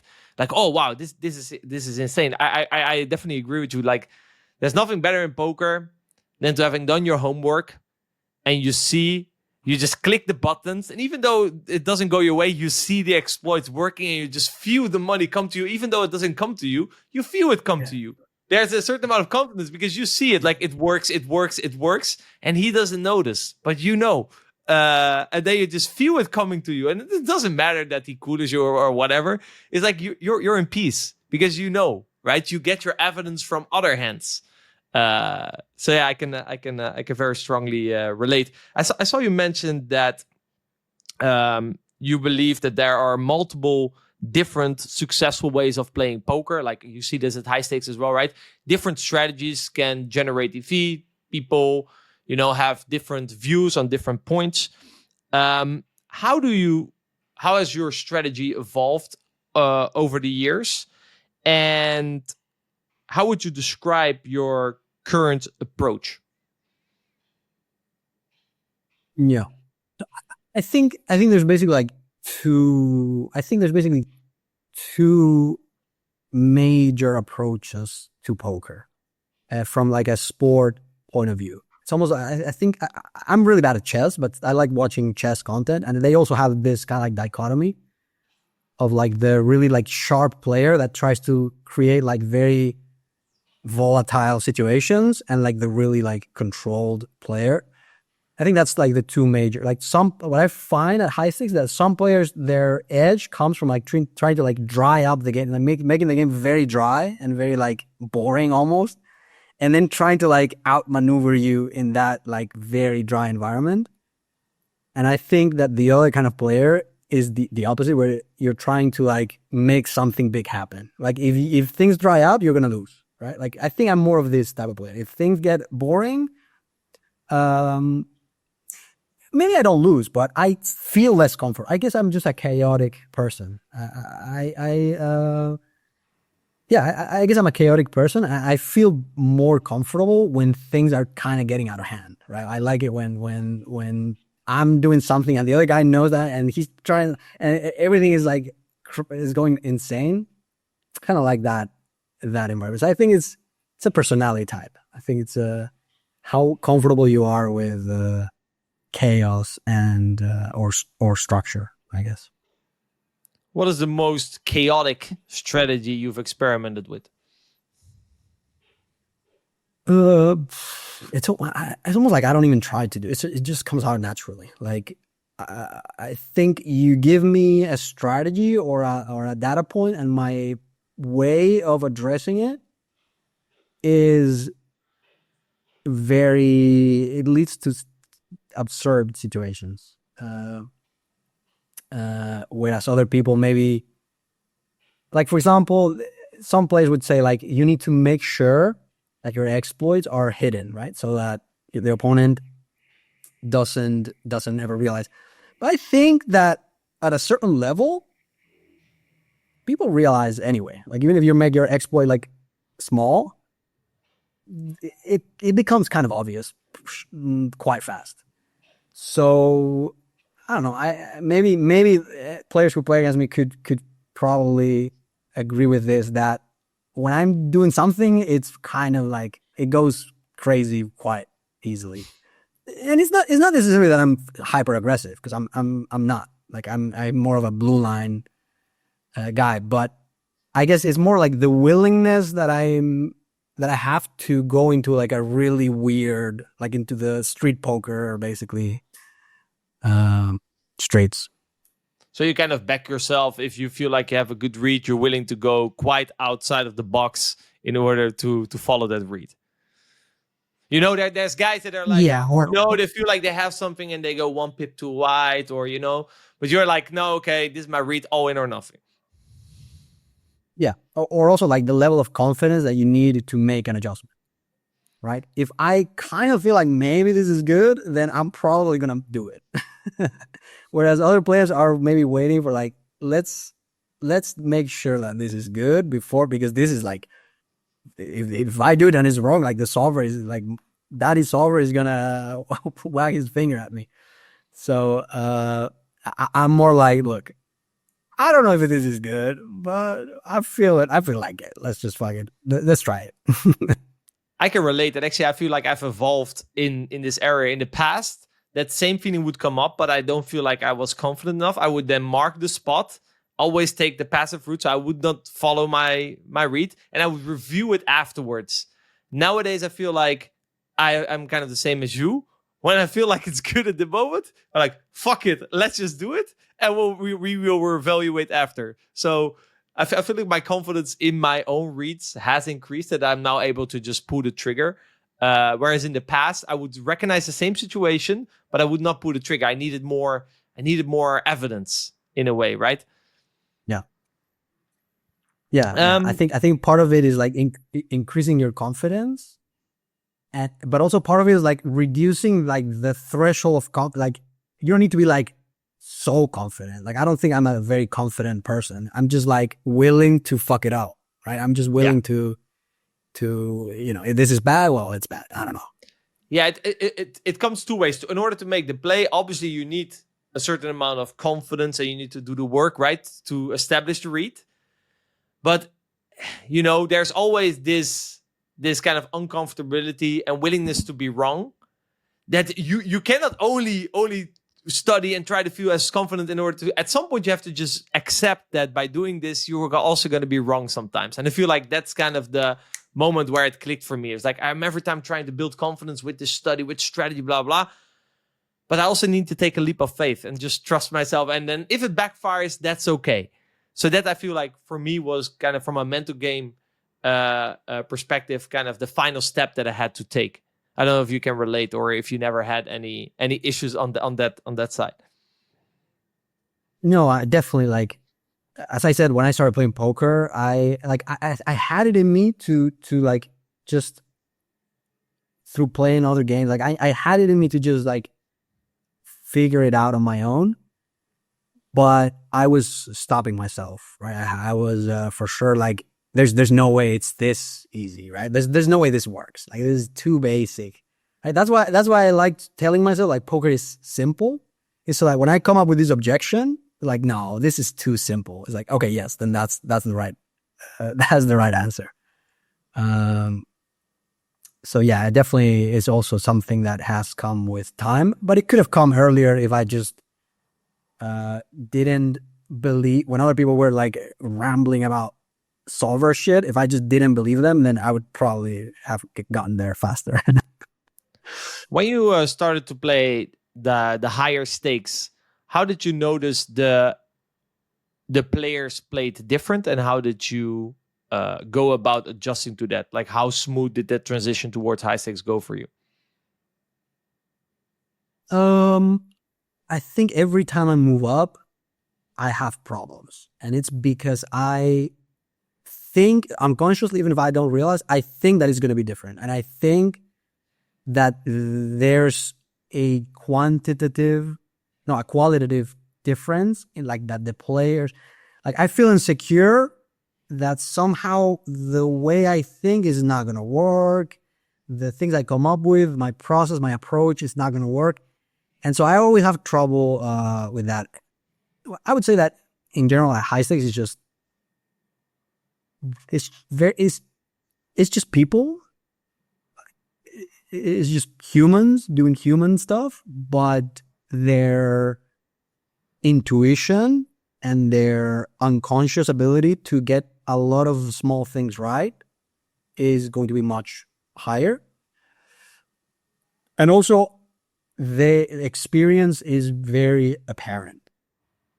Like the wisdom that players have, that when they look at something, they understand what's happening much better than someone who plays lower stakes. Like I feel like a lot of, like, for example, when it comes to like leveling wars, I don't even like that term, but when it comes to like leveling wars, usually if you go to like 200 NL, everyone is going to fall for the level 0, right? You do the level 0 and but when you gain some wisdom and you realize that every time you do the level 0, you lose and you lose and you lose and you lose and you lose. It's like, okay, let's try level 1, right? And then maybe you don't lose all the time. It's like, okay. Right? And I think through that process of like repeating things, high stakes players get to a point where it's not so simple to see one thing and be like, okay, level 1, click the button. No, like you have to pay attention, and it's just harder to. You're playing people who unconsciously play better and who understand what they see better. That's, I would say, the difference. How did you deal with the fact that decisions become less clear once you start to play higher opponents or tougher opponents? Because, for example, at 50NL, it's easier to isolate that most important factor in the hand because the decision is quite clear because he turned his hand face up. Obviously, the more they kind of hide their information, and the more it's like, okay, this spot is closer, the more smaller nuances, like the more you're basically being forced into solver land where you're indifferent. Obviously, people, still have leaks, etc. But how did you deal with the fact that decisions are less clear and there's a bit more uncertainty and I guess less control once you start to play tougher opponents? Maybe less situations where you really feel like, oh yeah, the money flows to me here. Or is it just a matter of, no, I'm going to find it? Yeah, it's hard. It's like I'm still learning, I'm still progressing, but I think that like what I'm kind of finding out for myself is that it's still about like, it's just harder to find that thing that matters, but there's still the thing that matters. And sometimes it's different than because these people have studied for years and they've studied for thousands of hours and they've played for thousands and thousands of hours. And so their systems and why they do things can be much more complex, right? But they're still like, it's like you have like a spaceship, but one screw is always bad. Like if you take out one screw, the whole thing comes crashing down. So I don't have the full answer. I mean, I wish I had the perfect answer, but I think it's still about like trying to be creative and asking the right question. Like, how do I beat this guy? How do I beat this guy? I'm not going to try to be better than him. I'm not going to try to outplay him. I'm not going to try to just, to be more than him. I'm just gonna try to win a lot, right? And so it's hard. I don't think I have the full answer, but that's what I try to do. So it seems like it's still kind of the same as at 50 NL, but obviously you had to build the skills. Like when you were playing 50 NL, you wouldn't be able to find out how to beat a 5K NL player. You had to first apply that process on a 50 NL player, then 100 NL, then 200 NL. And then the things you find on the surface at 50 NL, you don't find anymore. So you learned to dig deeper. Is that kind of how you would describe it? Yeah, and it's almost like you can't, like, because I remember at let's say at 100 NL or 200 NL, like coming up with a little trick, right? Like, oh, I think maybe people here, they think like this, and therefore they're just gonna call always or whatever. And so let me come up with a trick. And then I remember having conversations like, how would I do if I was playing against Linus? Like, would I do this or would I do the opposite? Because maybe he thinks like, it's like, you don't know. Like, you have to play a lot and you have to see a lot of things and be like, oh, it's more common to think in this way than this other way. Or people who have this player profile, people who usually like GTO players or the MDA players or they have, through experience, you learn like, oh, they tend to approach this problem from this perspective. Like you learn, I don't know, I guess I'm not saying something like groundbreaking. It's just wisdom, basically. Do you feel like also the only way you learn, for example, the only way you learn how Linus would react is to just sit down and play Linus? Easier said than done. I feel like a lot of players, maybe also listening, I feel like a lot of players, they have trouble moving up because, they feel like they're not ready or they first have to do this, for that. For you, it feels a bit the opposite. You're a bit more willing to jump in there, Yeah. How have you been able to, or what is kind of your mindset that you're able to just jump in and kind of see what happens without, obviously you're backing yourself up, right? You're doing the work, but I feel like a lot of players kind of over prepare and therefore they never take that leap of faith and jump in. Yeah. Honestly, I think like sometimes I like even like beat myself up a little bit for like I'm a little bit of the not enough table selection type of person, right? And so to me it's just a very natural thing to do, like to just be curious about like what would it be to play against David Jones, and then I just sit him heads up and just play him for a few thousand hands, and it's like, are you dumb? Are you crazy? Are you probably losing? I mean, I'm almost certainly losing, but I think maybe I can get something out of this. Maybe even just like seeing if I understand why he did something makes me build like this library of wisdom. I don't know. So it's something that for me, it's very natural. I just, I think it's good. I think it's good to like, a certain amount of volume in your whole database is not going to be like make or break your win rate. So I think like, playing tougher table, this is actually something my sports psychologist pushes me a lot to do, like too much. Like most psychologists would be like, be careful with gambling. He's like, you should play this guy heads up. I'm like, I don't know. I mean, it's amazing a bit much. It's like, or he said, or maybe I say like, I'm gonna take a shot at higher stakes, and then my psychologist is like, okay, yeah, then maybe you should play this guy, whatever. And no, I'm gonna wait until there's a good table, and then I'm gonna play the higher stake, right? I'm gonna take the shot properly. I'm gonna wait for it, and then he's like, no, wait for the tough table, and then take the shot. So I think, I don't know. I think we're both kind of we have a loose screw somehow. I think you highlight more the upsides and you're okay with the potential downsides of it. You're okay. You know why you're doing it. It's the experience. The outcome is like, assuming that, you don't put your whole roll on the table. The outcome is like, okay, if I lose a couple bites, I learned something. So I feel like people are too afraid of the possible downside, and they don't see the upside the way that you just explained it, maybe. Yeah. So I think there's multiple things. Like, first of all, yeah, like if you play enough volume at good tables, then it's fine to have a losing win rate on a few thousand hands that you play. But also, I think it's like the time frame that I see things at. Like, I see things at like 5 years down the line, right? Like, I look at my poker career at like a 5-year thing, and to like in my mind, I'm going to be the best player in the world. Like, no question about it. Like, in my mind, it's gonna happen. It's logical. It's like when I told my mom, like, it's kind of obvious. Like, it's logical.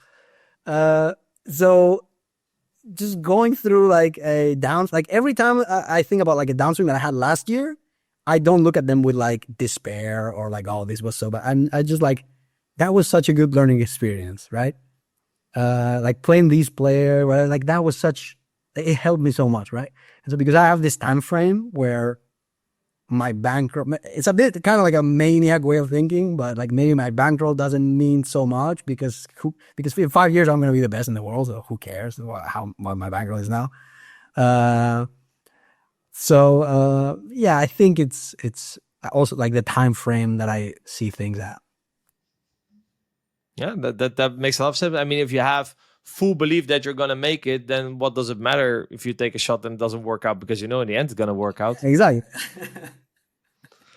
I was wondering, like looking back at your career, what has been one of the most or the biggest strategical breakthrough moments for you? The biggest strategical breakthroughs. I think my biggest strategical breakthrough was, this is so wacky. Like, again, there's a group like a Discord server where I like post my ramblings, and they take some of the words the words that I say, and they just turn it into memes, because I'm kind of like, sometimes I go off the rails just talking about shit. And for me, like a strategical breakthrough is like the realization that ranges aren't really real. Like you can play your range and you can think that you have a range, but maybe I don't think that you have a range. Maybe I don't agree with you. And it's not clear who's right, right? It's not, even you that you're playing the strategy and you are saying like, this is my range. I can look at it from a different point and say, nah, you're wrong. That's actually not it. And so I think that looking at the game that way definitely is kind of like my biggest jump in skill, is when I realized that I can just not agree with someone. Like, they can say that their range is not, I can just be like, nah, it's not. Like, I don't know, like, I don't want to like say too many things about how you could figure it out. But like, for example, if you're live and someone is just range betting the flop, right? And they just range bet the flop, right? And their range is just range betting. The range is the entire opening range, right? But maybe what if you've seen that every time he like, I don't know, taps his foot, he's like slightly stronger, right? Or every time, or he talks a certain way, or he makes a certain phase, or then he doesn't know what his range is. Like, the problem is you can't know what your range is at any time. Like, you can say what it is, but you're not necessarily right, because it's two people with different opinions and different point of views, and you're not always right about your own range. So I think looking at it that way helps me a lot. How did that realization change how you both played the game, but also how you experienced playing the game? How did your experience of playing change? Yeah, it's like, it's hard to say, but it's like, I think when I was playing at mid stakes, I didn't have like this approach, and it's like a very respectful game. It's like, oh, you're saying that your range is this? I'm going to believe you, and I'm going to play my range like this. But then, let's say from my point of view now, as a better player than I was back then, if I go back down to 500 NL, there would be a lot of things that they are doing that they think is a certain range, and I'm actually more right than them on what their range is. And so doing that against weaker players is like huge. And even as a strong player, like you don't actually know, you can't know what your range is, because the decisions you make, it all depends on how much information other people have about why you did what you did, right? If other people know exactly why you are doing what you're doing, then you might think that your perceived range is a certain thing, and maybe the other guy knows that it's not. Yeah, it's hard to without getting too concrete, it's hard to like picture what that would be. But it's just like infinite. It's just infinite things, infinite reasons why you could think that your range looks like it's something, and it's not. Or someone else disagrees, and you're not necessarily right, or he's not necessarily right. I'm curious, like you actually talked earlier with Adam when you started your poker career. Was there ever any like role model or example that you had that you could make this work? Other than like, obviously you have to believe in yourself, but it obviously also helps if you have people around you, like coaches or role models, that you can be like, hey, this guy did it, I can do it as well. Yeah, I think in terms of role models in my life, not really. Like at the very beginning, at the very beginning, I would just, I had played poker before, like just recreationally a few times. Like I knew what it was, right? So I knew that some people make money. So that was like my motivation there. Later on, I found out about Yuri Peleg, and like all these, like I would spend a lot of time like watching videos and doing all these things. So yeah, definitely like your approach kind of like mirrors mine. Well, I guess mine mirrors yours, really. It's the other way around.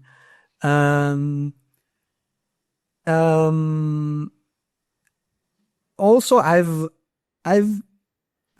been lucky enough that actually being so solver autistic actually did help me in a big way, which was I knew a lot of solver shit way before I could play the game. Like way before I was good, way before I could make good decisions, I knew a lot of solver bullshit. So I could hold conversations with way better players than me. And that helped me a lot. Like I could hold my own a little bit. And so I made some friends that were better than me. I discussed a lot in forums. Like I'm a very like debating person. So I spend a lot of time like on 2+2 and Discord servers, just like arguing. And a lot of the players I talked to were clearly way better than me. But maybe in the technical aspect, I could at least like be in the conversation. I could understand what they were saying. I could say my own side of the thing. So I think that was actually like a pretty big impact in me improving. What is the best advice that you've been given by like these coaches or guys, role models, or like people that kind of helped you in your road moving up? Any best advices that stick out? You have this the why and not the what, right? Like that's also an important one. Yuri Peleg has like this idea about like placing your focus outwards rather than inwards. So I mean, I guess I don't have anything. Everything has already been invented. I definitely don't say anything new. But you sure give your own twist to things from what we've been saying. I think this is also something that I think you wrote in the questionnaire, that you feel like your approach to poker is a whole lot different. So obviously, while you take information from people, I feel like one of your strengths is that you don't just randomly copy it. You try to understand it and then like the artist that you are, right? You also already noticed the painting. You mentioned that you paint as well. As the artist as you are, you kind of make your own piece of art with it. Yeah. I think that also, I think one of this comes back to something I said before, that it's my recommendation to players who are playing lower stakes, is that they come up with a group of players that they kind of disagree about things. This kind of comes back in a way to it where one of the reasons why, or one of the ways in which I improve, is by maybe these players I was like arguing with or talking about solver stuff with. I would note, not by what they said about like their advice itself, but I would notice like what they are thinking about much better than me, and what they were much better at solving than me. And that has always helped me a lot. Like studying with someone and noticing that he has a certain pattern that, like this, and like, like he always thinks in this way and I can't do that. So let me try to learn to think that way. Right. And that has helped me a lot. I think it helps like catching your weaknesses, but also it helps you like having a broader understanding of human psychology, I guess, like how different type of players think. On the contrary, what is like some of the, if you spend a lot of time on forums, Discord servers, consuming content, what is kind of the worst advice that you've been given or that you feel like is often given in the poker community? Oh, too much. It's uncountable, right? It's impossible. Not on the mechanics simplify of poker, your right? strategy. No. I would say the worst advice, just any advice that kind of like leads you astray from the right question, basically. Like, there are better, like if you're playing 10 NL, there are players who play 200 NL, 500 that are just like much better than you, but they don't know what they are doing that it's working. They don't know, out of the 100 things they're doing, they don't know what 10 things matter. And so the advice that they could give you could lead you astray from, like, you could be right about what matters as the 10L player. You're just bad at it. But you need to stay focused on basically any advice that has to do with like, make sure that you get make sure like the hand selection and the frequency, and this has to be perfect because otherwise this is going to happen, right? Anything that's in that vein is complete bullshit, in my opinion. All right. Write that down, ladies and gentlemen. Something that you pointed out also under you mentioned earlier, the importance of self-awareness. You said that I think the main thing that you see is that people are really bad at knowing what they're bad at, which actually you thought was one of the most important skills needed in order to improve. How do you go about identifying what you're bad at and about improving your game, and how has that process evolved over your career? Well, that definitely relates to this idea of talking to either better players than you or different players than you, because they will very quickly bring to light what you're worst at, right? If you're honest with yourself, it's going to be quite obvious what they are better than you at. So definitely, like, yeah, I think like trying to do the poker thing on your own is too hard. Like, you have to find a group, and even if it's just one person, like and learning from what they do better than you. That's a big one for me. Also, I find like analyzing my game is important for this as well. Like, every once in a while, I like go back, analyze my game, maybe my database. I go through things, marked hands. I try to figure out like, what is the worst thing I'm at? Like, let's just try to find the worst one. And that always, not only it's good for like practical reasons, but also like it excites me about studying. It excites me about improving. When I see that I'm doing something very wrong, now I have more of a drive to, right, something to fix. Like I feel good about that. So I think, doing a lot of like self-analysis in whatever way, like it could be a million different ways, like database review, looking at all of the marked tasks that you've marked, like in the last whatever, like any way that you can kind of like detect your worst mistake. But yeah, also the biggest thing is comparing your worst trait to someone else's best trait. I think that's the biggest one. Yeah, these kind of complement each other very nicely. Like I can definitely relate with you also in what you were talking about previous with Adam. Like poker's most enjoyable when you have things to work on, right? So when you have leaks that you're improving, when you have strategies that you can try to deploy in game, that's when poker's most exciting, right? If I have nothing to work on, I immediately feel it, like you feel empty. It doesn't matter if you won or lost, you feel kind of empty. You're kind of going through the motions. It's like, yeah. You can have won, I don't know how much money, it doesn't matter because you feel like you have not used this session to improve. So for example, if I analyze my database, surprise, surprise, guys, I find plenty of leaks. How do you prioritize like what to work on? I guess, I mean, something that happens on a common node, something that happens in a big pot, something that happens, something that you believe is counter to what works also, because you could have like a leak, but you might look at it and be like, I mean, maybe it even works to have this leak.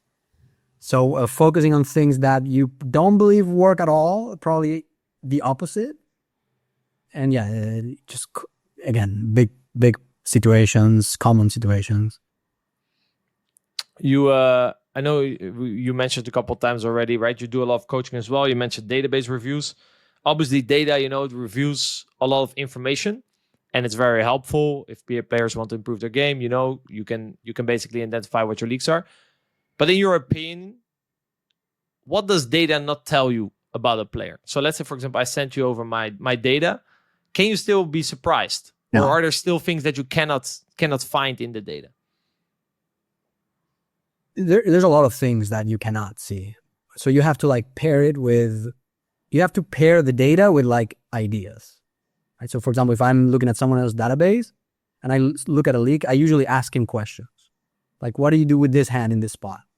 Or I just tell him the leak and why do you think you have this leak? Like, do you think you're afraid? Do you think you are greedy? Do you think like where do you think this comes from? I just ask questions and I try to put together and this is what I do with myself. I try to put together like what I'm seeing with what maybe I go in the solver and I look at the hands that are doing certain things like what am I not doing, right? And why?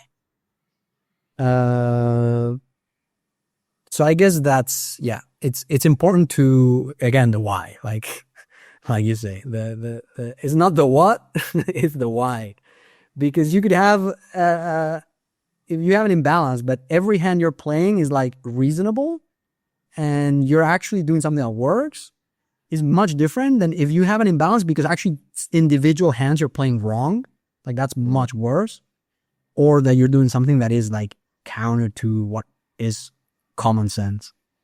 Yeah, you might hit a certain frequency, but the range with which you hit the frequency is completely wrong, for example. Right. But I think when you have some experience, you get I've done database reviews where I've taken a player's database and it was like, maybe he plays like 200 in L or something like that. And the stats look like flawless. It's like, wow, this is amazing. I mean, I know that it's going to be complete bullshit and that they play terrible because it's the case. It has to be the case. So usually from talking to them, I will start picking up on what those things are. It's like usually like if someone has flawless stats, they're probably like hard pushing for those stats. They know what stat they need to be pushing for, and they are making an effort to reach that stat very consciously. instead of what I say is that you need to reach the right frequency, not because you're like making sure that it has to be like perfect every time, but more so because you're a reasonable person, you know how to play hands, and you're not very biased towards one direction, right? Like, for example, if a person is very good at finding stationing spots, but he's terrible at finding overfolding spots, his main issue is not that he's a station, is that he's actually not finding it's not the problem is not that he's going too much in the spots that he finds the good calls. It's that he's missing the other side, right? So it usually has to do with bias, with being very biased. And even if you're balanced, I mean, obviously we know that's just bullshit. That's not true. But it can be a lot of small decisions that are still biased, hand by hand. So yeah, it's hard. I don't know. It's I agree with what you said. Like, basically, reaching the correct frequency should be a result of playing your hands well. You shouldn't play your hands for the sake of trying to reach a frequency. Yeah, exactly. Have you ever been surprised? So, for example, if you do a lot of work with data, HUDs, and try to exploit people, have you ever been surprised where, like, how can this guy win so much? He's so bad. And what, or maybe also the opposite, and what kind of is the lesson that you learned in that? Oh, I mean, I've learned a lot of lessons in that regard. I remember, so I've always liked, I don't like coaching like 1 million hours per week. Like, I try to keep it small, but I guess I have a small brother. Like, I'm 9 years older than my brother. So I have this kind of like instinct of like trying to like teach people. So even when I was playing like 200 NL myself, I was like maybe teaching 10 NL player, right? And right now, almost nothing would surprise me because I'm very aware of what kinds of really absurd strategies you can have that are really winning, right? But I remember back then, I remember one guy was winning like 12 blinds per 100 at 25 NL over 400,000 hands. And I was like, I need to look at this. I need to look at this data. And I looked at it, and it was absolute garbage. Like, it was like the worst. It wasn't even good. Like, it wasn't good in like spicy. No, it wasn't good in any possible way. Like, there was no way you could look at that and be like, this is good.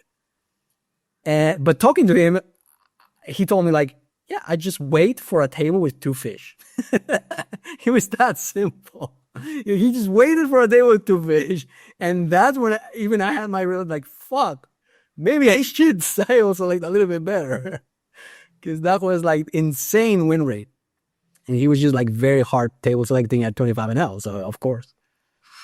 How did that change your view of what is good at poker, or what is the definition of being a good poker player? I guess it, to me, comes in two different. It's two different. I think that poker is a job on one hand, and it's a game on the other hand. And when you're reg battling, mostly you're playing a game. Mostly you're having fun. Mostly you're being part of a sport. You're being competitive. But that's not your job. That's how I would put it. It's good to do, and I do it about too much probably, but that's not my job. My job is to play tables that are profitable. So I think that's kind of like I mean, it's pretty obvious, but yeah. How can you, or have you tried like applying that same battle mentality towards recreationals? Because I feel like a lot of time we're naturally intrigued to put our time into opponents who make our life tough. But if you look at the return of investment of putting 5 hours into Sergio's game, so I can squeeze out a little 0.5 BB win rate here and there. If I would put that 5 hours into like a frequently returning recreational, I could have probably increased my win rate 10 BB. But obviously there's less of like direct necessity because I feel like, I'm already beating the recreational. How is this something that that you struggle with, or how do you view this situation? Well, I think that if I believe, like, as many bad things about my game, I think that playing against recreational is like one of my best parts. Is one of the best parts of my game. So but it wasn't always, right? Like, yeah, I had this issue, and I think it comes back to ego. Like, you're playing again 50 now, whatever, and your ego is, I don't want to win the most in this pool. I want to be the best player in this pool, and those are two very different things. So if you put the question like that, like, how do I win the most in this pool? You're like, oh, maybe I should play really well against fish. So yeah, I think is the most 100% the most important thing. Yeah, because I kind of asked that because you kind of phrased it, okay, that's kind of my job. And then I kind of interpreted it as like, okay, maybe you find that less enjoyable than rec battling, but maybe if we can get the same mindset of rec battling towards fish, that's kind of how I kind of got to the question. Oh, okay. I mean, I think I do find, I mean, just being honest, I do find it less enjoyable. Like, I don't think I can change that. But I still do find it very enjoyable because I think what I try to do is like the other way around. Like, I almost try to view all players as, nowadays, like when I was playing 50 I needed this distinction. I needed to make sure that I understand when I'm playing a fish and when I'm playing a reg, and draw a line, a very hard line, and change my strategy. But now, since a lot of things I figure out more intuitively, I find myself treating both fish and regs much more the same. And it's not a disrespect to the regs. It's more like a realization that we're all very stupid. It's more like this game is really, really difficult. That's more like, and so when I'm playing against the reg, I'm not giving them like a superhuman ability to balance or a superhuman ability to do this. I'm just treating them the same as a fish. It's just obviously the thing they do is not going to be, it's just about finding reads, right? It's about finding reads and figuring out how you need to play against each player. And at least in that sense, playing fish should be the same as playing regs, except that against fish, you should be finding reads like every other hand. That you should be like taking notes and seeing like, oh, this sizing was a bluff, oh, this sizing. And you should be like constantly realizing that, oh, he likes to check with the set. Oh, he likes to do, and I find very fun to like build, like even if it's just, I just play the fish one time, just trying to build a big library of all of the things he's doing, and trying to, like, it's like a puzzle. It's like trying to like put this puzzle together. Yeah, I think that's great. That's great advice. And again, like, I like it. Like, everyone is stupid, but we're stupid in a different way. So your job is to kind of find out in which way this person is stupid, aka he's just a human, just like us. Like you said all the way in the beginning. Yeah, I guess. I mean, it's not that we're stupid. It's just that we have such a high like when we look at solvers and we talk poker off table, we have such a high threshold for what is good that no one reaches that bar ever. 0 people reach that bar. So it's not that we're stupid. It's just that the game is much harder to play than people give it credit for, right? It's people think the game is very complex, but that you can actually play. That's like the gap between what you said, like the science of studying poker and the sport element of executing consistently, right? The performance aspect and understanding and kind of, I don't want to say it's not appreciating, it's kind of respecting the fact that there's a gap, I guess. That's probably the word. Yeah, it's something to take in consideration. Yeah. Adam, you're an expert in closing that gap. What do you feel like are some of the most common differences between, like, let's say you have a very good player who's more of a scientist, right? But his results are already not coming away. What are like the most common like performance hurdles these type of people run into? Is part of it also first acknowledging the fact that it's not a science, like Sergio said, and that we're actually playing a sport here? Yeah, I think that would probably be the starting point, realizing that you're not executing your strategy perfectly.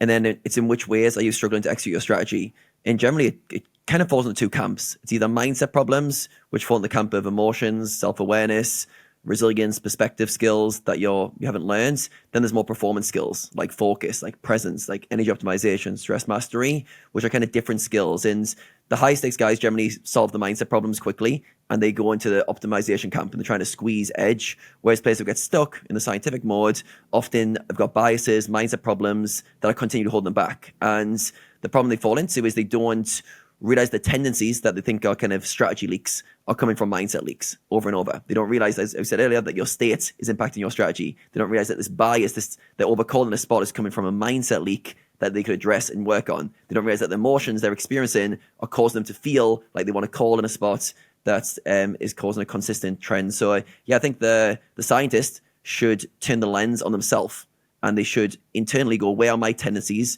Where are these leaks coming from? And yeah, basically what's the kind of root cause? So once you see the data, you look at your sample, okay, interesting. I've got this leak here. What's causing that tendency? And very often it will go to a bias, it will go to an emotion, it will go to a lack of self-awareness. So yeah, I think the scientist kind of personality, as long as they turn the microscope internally to themselves, the parts of themselves that is actually the root cause, they will have a lot of benefits because often the work is a lot of reflective work, a lot of asking questions, using your curiosity that you've naturally got. But a lot of those players look externally. They think it's all a strategy game. They look for the solver. They see a leak. Okay, I need to study more. It's like, no, the leak's coming because you've got an internal mindset leak that's causing that problem. So the first thing is piecing that together, understand that there's mindset leaks as well as technical leaks, and then going on your journey. And as you know, Rene, Sergio probably as well, it's a long journey. It's a long journey to fix mindset leaks, to try to perform better. And I think the key kind of lesson is you never arrive. You never arrive at peak performance. It's always a state you're trying to get to. So you're always trying to perform better. You're trying to figure out where you are currently. What can you do to optimize your performance? How can you improve your focus? How can you bring more curiosity, fun, attention to what you're doing? How can you have more energy in the moment? So it's a constant battle to try to perform at a high level. I think that's where high stakes players get that more because they realize they're trying to perform at the high level. Where I think other people, like the scientist approach, can think you at some point arrive there. You have the answers like, okay, I'm a peak performer now. Now I crush. And in reality, it's like, okay, it's every day. You've got to show up in the right way and try to get the best of yourself. So yeah, in amongst all of that, there's lessons to be learned. But yeah, I think it's a journey of self-discovery. Understand where your blockages are, generally from a tendency, work on it one by one. Don't overcomplicate, simplify, isolate one variable, one tendency, and work through it that way. Take a look at this hand that I played. Cutoff opens, I flat the bottom with 7-5 suited and the small blind comes along. We go to a flop of 6-5-4. Small blind checks and the cutoff makes a c-bet. Is this standard? I'm not really sure. Nowadays though, we can find out what is actually the correct strategy in multi-way pots due to a big update that GTO Wizard has released in which we can solve multi-way. Now the first thing that we notice is that the small blind is actually supposed to dunk 58% of the time. If it does go check towards the initial raiser, he should not be doing any c-betting, which kind of explains why the small blind wants to dunk. If it does c-bet, it's 1% of the time that he's supposed to do it. We can see that 5-7 is indeed sometimes okay to raise. However, the c-bet frequency is obviously not really representative for what I think we saw in game, so we can go over to the node lock function and up his c-bet frequency and see what that does to our strategy. Something that's interesting to note is that now the small blind went from donking 58% to only donking 33%. If the small blind does check and the cutoff c-bets, we can actually see that 7-5 suited now mainly prefers to call. This is probably partly due to the fact that the cutoff puts a lot of money in with quite strong hands, but mainly for the fact that the small blind is now checking way more hands towards him, and therefore we're up against two ranges that are actually pretty strong. So taking in consideration that I thought in game it was probably close to a range check, it's very easy to be over c-betting. Therefore I decided to raise the flop, blocking the main hands that villain could be happy with facing a raise, think f5-6 suited, pocket 5s or 7-8. If he has an overpair, I think he's straight away in a tough spot, and even if he would call with an overpair, I still have a lot of outs. However, what I did not take in consideration in game is that the small blind, especially if he doesn't lead, maybe because he also thinks the cutoff is going to c-bet too much, is very much uncapped. If you combine all multi-way pots in your regular 6 max game, it actually is a pretty big contributor to your win rate. And if you play big anti-games or live, the number of multi-way pots that you're going to play is going to go through the roof. So given the frequency with which it's occurred, the fact that it's a little bit of a bigger pot than regular single-race pots, and the fact that it's a very unexplored field, makes studying multi-way a very big opportunity to gain an edge in today's games. So go check them out, gtowizard.com/mechanics to get 10% off of your first subscription. But without further ado, let's get back into today's episode. All right, I'd love to do a little bit of rapid fire with you, Sergio. So the rules are very simple. You're just going to answer each question as quickly as you can. If you go off in a tangent, it's fine. But basically, short answers, whatever comes to mind is the name of the game. All right? All right, first one. What's the most overrated concept in poker? Balance. What's more plus AV, curiosity or discipline? Curiosity. What's the simplest idea? Close. Yeah. What's the simplest idea that made the biggest difference in your game? That ranges don't exist. What's the most underrated skill at high stakes? This is dumb. Well, it's not. Is that a skill? That's not even a skill. Just, yeah. I'll come back to that. Judgment. Good judgment. Good judgment, great. What's more dangerous, entitlement or self-doubt?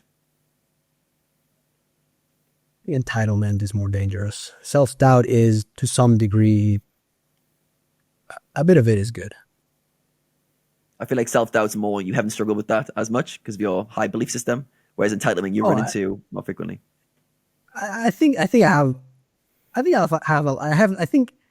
almost like I have both sides very strongly. I have like a lot of self-doubt and a lot of like almost arrogance. So it's like on the one hand, I always think that what I'm doing is not good, but on the other hand, I always think I'm going to figure it out. So I think both sides are good. Yeah, I think those two in tandem is actually a very high stakes trait. You have a lot of confidence in yourself, but also a bit of paranoia, fear that you're doing it wrong and you need to improve. So yeah, I think they're in tandem skills. What's more dangerous, ego or fear? Ooh, it's more dangerous, ego or fear. I guess fear is more dangerous. Both are, but I guess fear is worse. Why do you choose fear? I think fear can stop you in so many different ways. At least ego is going to lead you into destructive directions, but you're going to learn the lesson at some point. But fear is going to stop you too much from the get-go. Love it. Which mindset advice have you heard which is total nonsense in your opinion?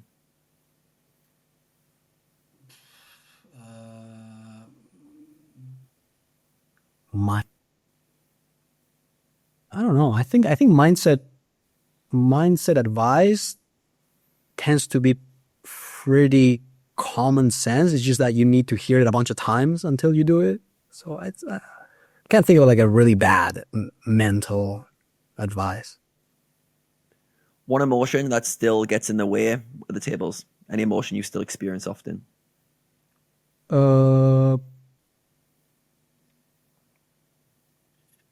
I think the emotion that everyone feels at the tables is usually fear. But I think that is what you're fearing is what changes from person to person. For everyone, it's fear. But some people fear failure. Some people fear losing money. Some people fear. So for me, it's fear. I'm not gonna say to what, but I think it's for everyone probably. What's the biggest lie that poker players tell themselves?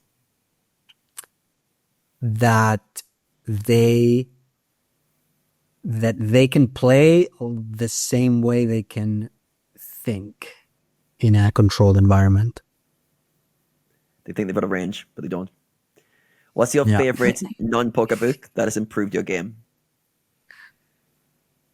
I'm not much of a reader, to be honest. I'm terrible. I should read more, but favorite idea outside of poker, maybe from your sports psychologist, which you've applied to poker in a good way. I guess it's just, again, emotional awareness. It's something that probably, like, we are in poker, so to us it's like, oh yeah, emotional awareness is the most important thing in poker. Probably if you ask to I don't know, like whatever field, they would say similar thing. Like, it's probably just a useful thing to have all around. Good job. You survived the rapid fire. Yeah, so 3 topics came out there, which I'd like to go deeper into. We've got the emotional awareness, and we've got fear, and we've got wisdom. I think those were themes that have come out throughout this conversation, things I'd like to go a little bit deeper into. So you mentioned emotional awareness being a key skill for poker players. Why do you feel that's true? Why do you feel like poker players need to be aware of their emotions? Because I think you've got 2 camps. You've got one camp who's aware that emotions get in the way, and they need to work on themselves to build a more awareness of emotions, but also how to deal with emotions, to experience them and not let them get in the way. And you've got other camp which think that emotions are just a bit of noise. We can just logic our way through emotions. We don't need to deal with these messy things. They're not practical. So for you, why do you feel like emotional awareness is a Pandora's box that poker players need to go into? Yeah, I think that people who think they are not emotional, they're just wrong. I just think that if you're a person, you are extremely emotional, and most of your decisions, most of the things you do across your entire life come from emotions. And this is not something you can stop. So ignoring it is just not going to allow you to learn. That's the, like, you're gonna, like, the thing is, you're gonna make emotional decisions. Are you gonna learn from it or not? That's really the question. So by trying to be aware, you just understand yourself. Maybe it helps you understand other people as well, which is also a helpful thing in poker and many other areas. So I think that poker is about, like, at the end of the day, poker is about having good judgment.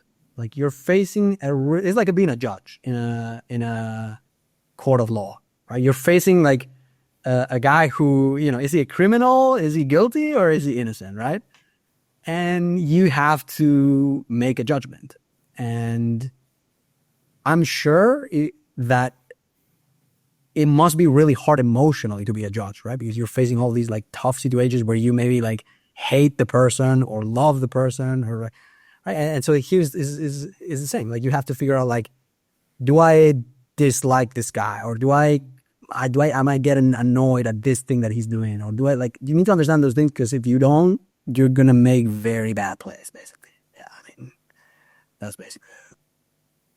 Yeah, so it's understanding, like, emotions are driving decisions. I think that's a piece that people miss sometimes. We think we're very logical. There's a great book, Predictably Irrational, which kind of goes into the concept that we make decisions based on emotion, then rationalize them later. And then we miss that part that we felt like doing something. We thought we made a really logical decision. And as poker players, that's massive, because all your biases, tendencies come from missing that signal, that there was a feeling that you went with and you think it was logical. So for you, in terms of like building emotional awareness, let's say you're starting to realize, okay, I'm experiencing certain emotions at the tables and they're leading me to take certain actions. Let's say you're noticing a bit of frustration. And when you feel frustrated, you generally be a bit more aggressive, maybe you call down lighter because you don't like folding.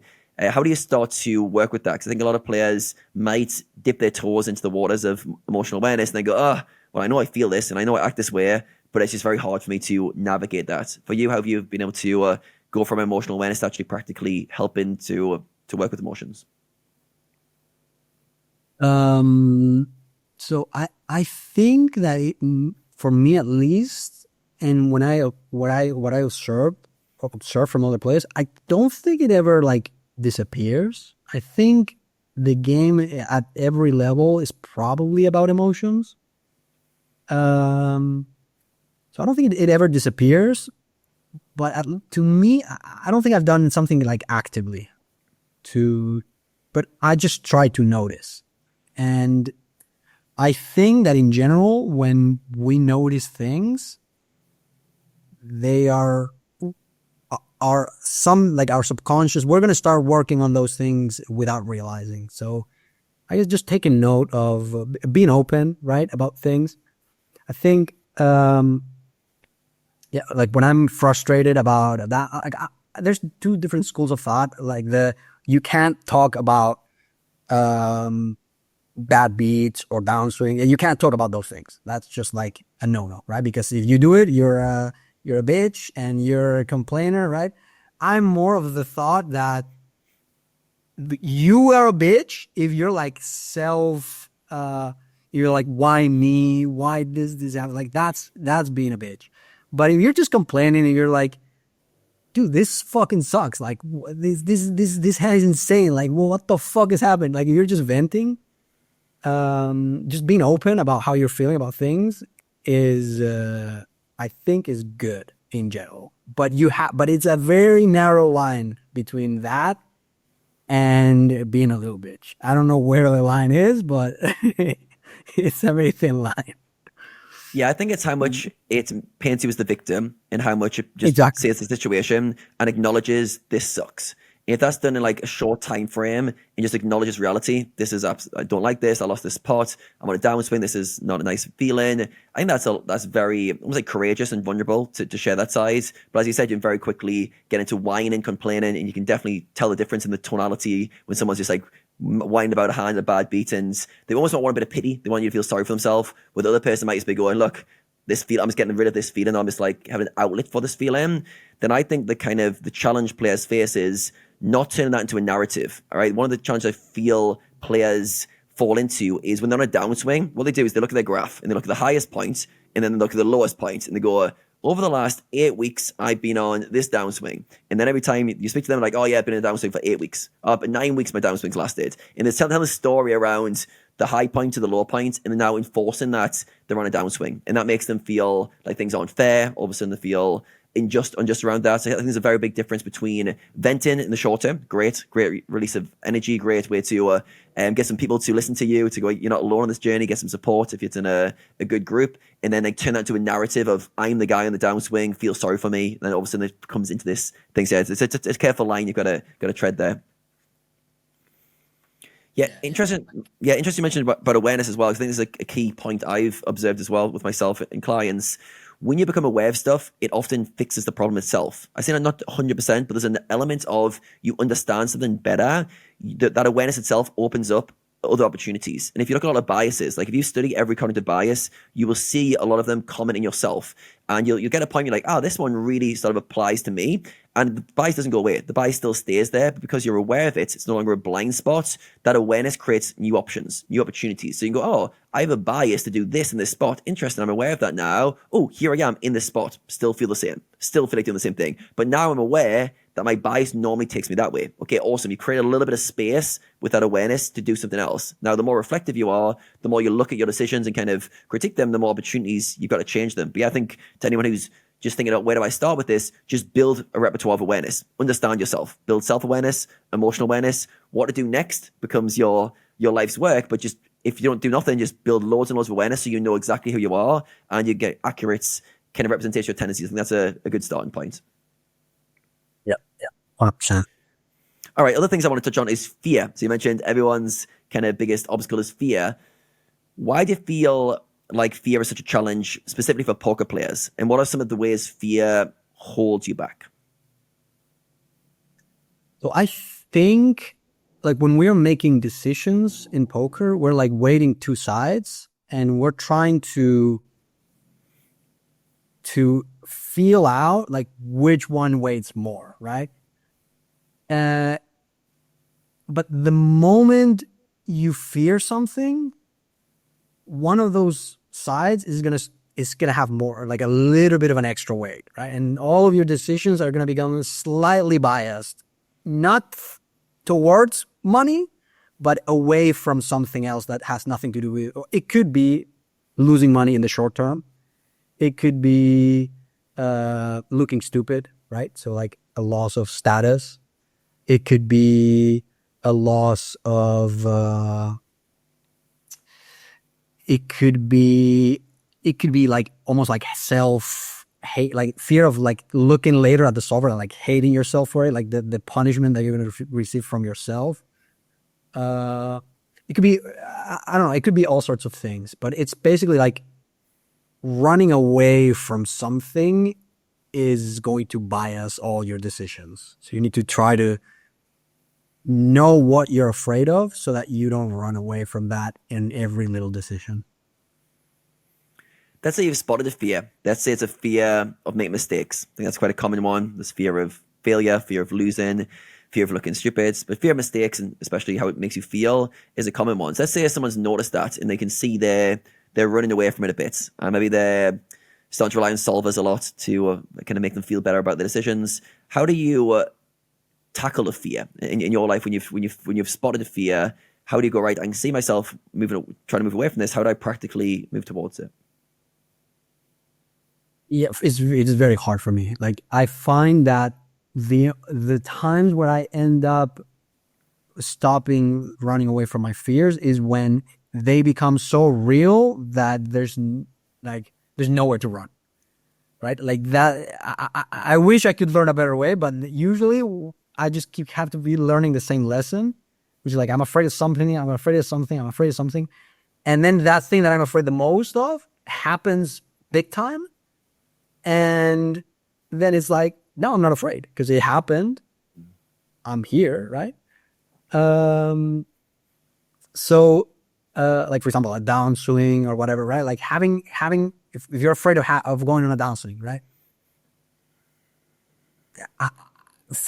I wish I had a good solution, but to me, it's like having such a huge downswing that you're like, this is life. This is what it is now. Like we're just like, yeah.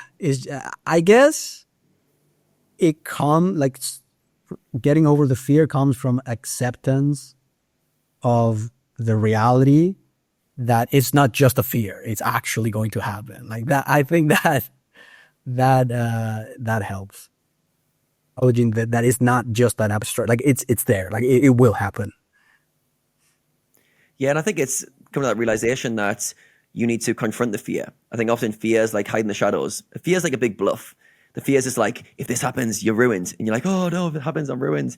And then you play out the fear or you experience the fear and you realize it's not a big deal. So often with a fear, what I like to do is I like to magnify them. So like say the worst case scenario, let's say you're scared of a downswing, go, yeah, I've got a downswing. I lose it all. Everything, every single thing I've ever earned.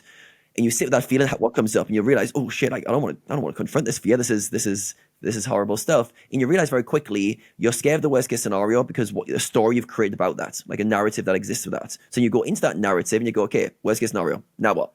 And very quickly you realize you'd be okay. You generally wouldn't die unless it's something like you jumping off a cliff or something. But most times it's like, okay, lifestyle changes. I'm in a bit of a tough situation. Got to grind harder, knuckle down, and get to work. And 6 months, 12 months, I can sort this out. And that's generally what for most of the fears that we, let's say you shot to a new level, you get destroyed for a bit, your ego gets bruised, you've got to move down stakes a bit. It's always generally these kind of short-term moves. And once you internalize, okay, if the worst case scenario happens that I could possibly imagine, what would I do? And you have like an action plan for that. I do these steps. I'd be okay. I handle it.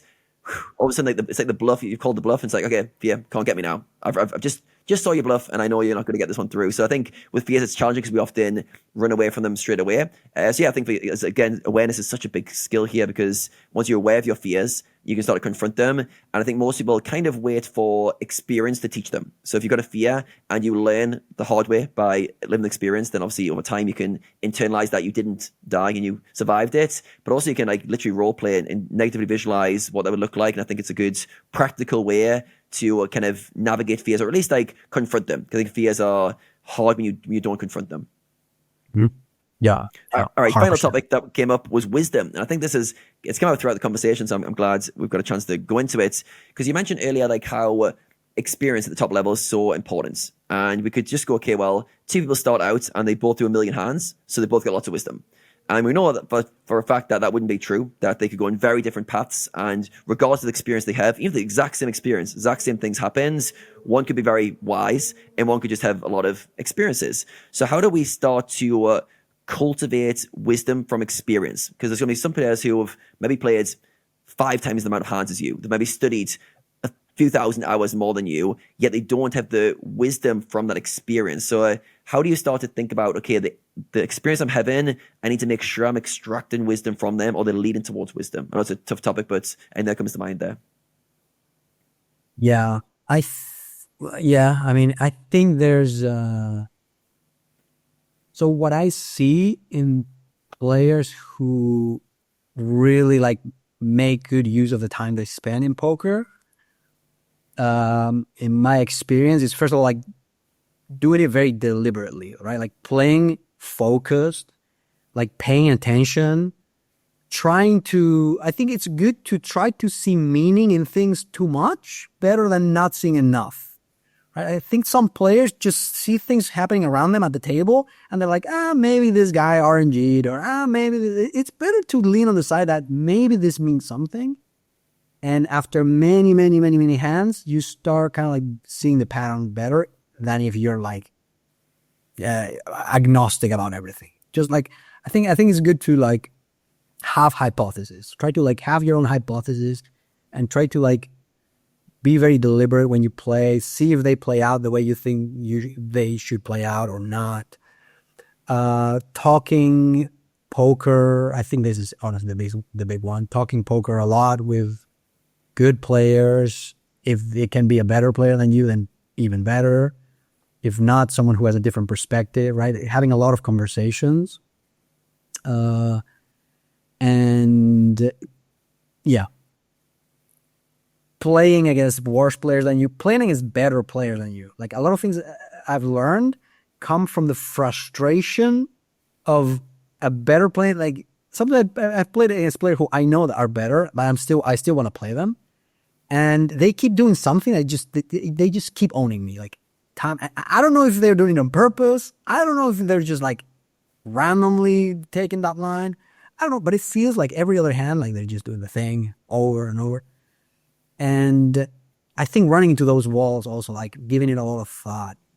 I think also, like you said something about like, someone could spend like work twice as much for twice as many years and maybe get less results than someone else. And I think a lot of it for me, and maybe this is not necessarily a good thing, is like I'm always thinking about poker, almost. Not always, but like I think about it so much. So maybe I'm not actively playing, I'm not studying, but there's like a certain idea that is bugging me. Like it's like, I don't understand this, or this player is doing something, and I don't know what's happening here. And that really like bugs me a lot, and it almost like consumes me. Like I can be doing something, I just can't get it out of my head.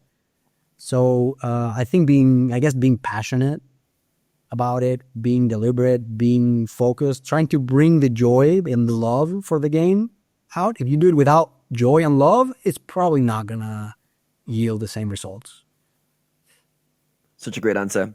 Yeah, that's literally covered every angle in terms of how you can do the same things the same amount of time but get very different results, and just all the kind of avenues you touched on, from being deliberate, curious, always asking questions, trying to find meaning. A great quote which I wrote down: too much meaning is better than too little meaning. That's the one I'm going to reflect on after this conversation. I think it's a very good point, because too much meaning means you got the brain engaged, you're trying to solve the problem, you're trying to ask questions that don't have maybe a simple conclusion. I think there's so much in that cultivates wisdom. I think, as you mentioned, like, wisdom's like realizing that the patterns, these simple patterns, to go back to the very first part of the conversation, the simple patterns are there, but we need to learn them. And the wisdom comes from piecing together all these data points over a long period of time, or obsessing over it 24/7 to go, that was the simple nugget that I now have. Okay, awesome. And you almost got to work very hard to get those that wisdom, which is the simple version of all the correlated data points. So yeah, really good. I'm really glad you answered that way, because it answered a lot of my questions I had. All right, just a few reflection questions for me, and then I'll pass over to Rene to close us out. What would you say is the most important lesson poker's taught you? I think maybe it comes with age in of itself, but I think before I played poker, I was very much like this: pretend that I'm not making decisions emotionally, pretend that I'm a very logical person, pretend that I'm very rational. And I've learned that when you pretend that, you actually make the most emotional decisions when you're pretending that you're very rational.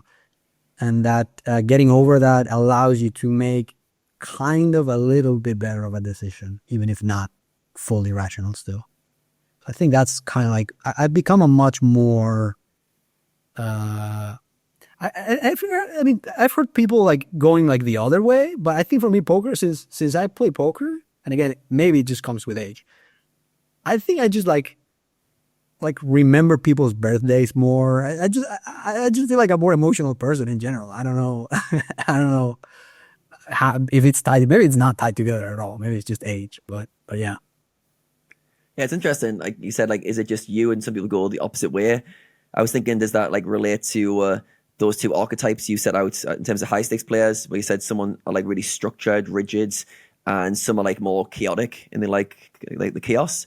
And I think the ones who like the chaos need to learn to navigate emotions better, because they have less structure. They're more driven by intuition, feel. They're living in the kind of the fire, so to speak, of vulnerability in terms of what could come out. Whereas the more structured, the ones who rely more on a framework, this is exactly how we're doing it, maybe they learn less emotional lessons. Maybe they can rely more on a framework that plays a certain spot in a certain way, and they can kind of grind that out. So yeah, I wonder if there's a correlation between emotional growth and how intuitive your style is and how much you gravitate towards the chaos. Because if that is your style, I think emotions become like the dominant factor in a lot of decisions. So yeah, maybe it's a magnifier of that growth as well.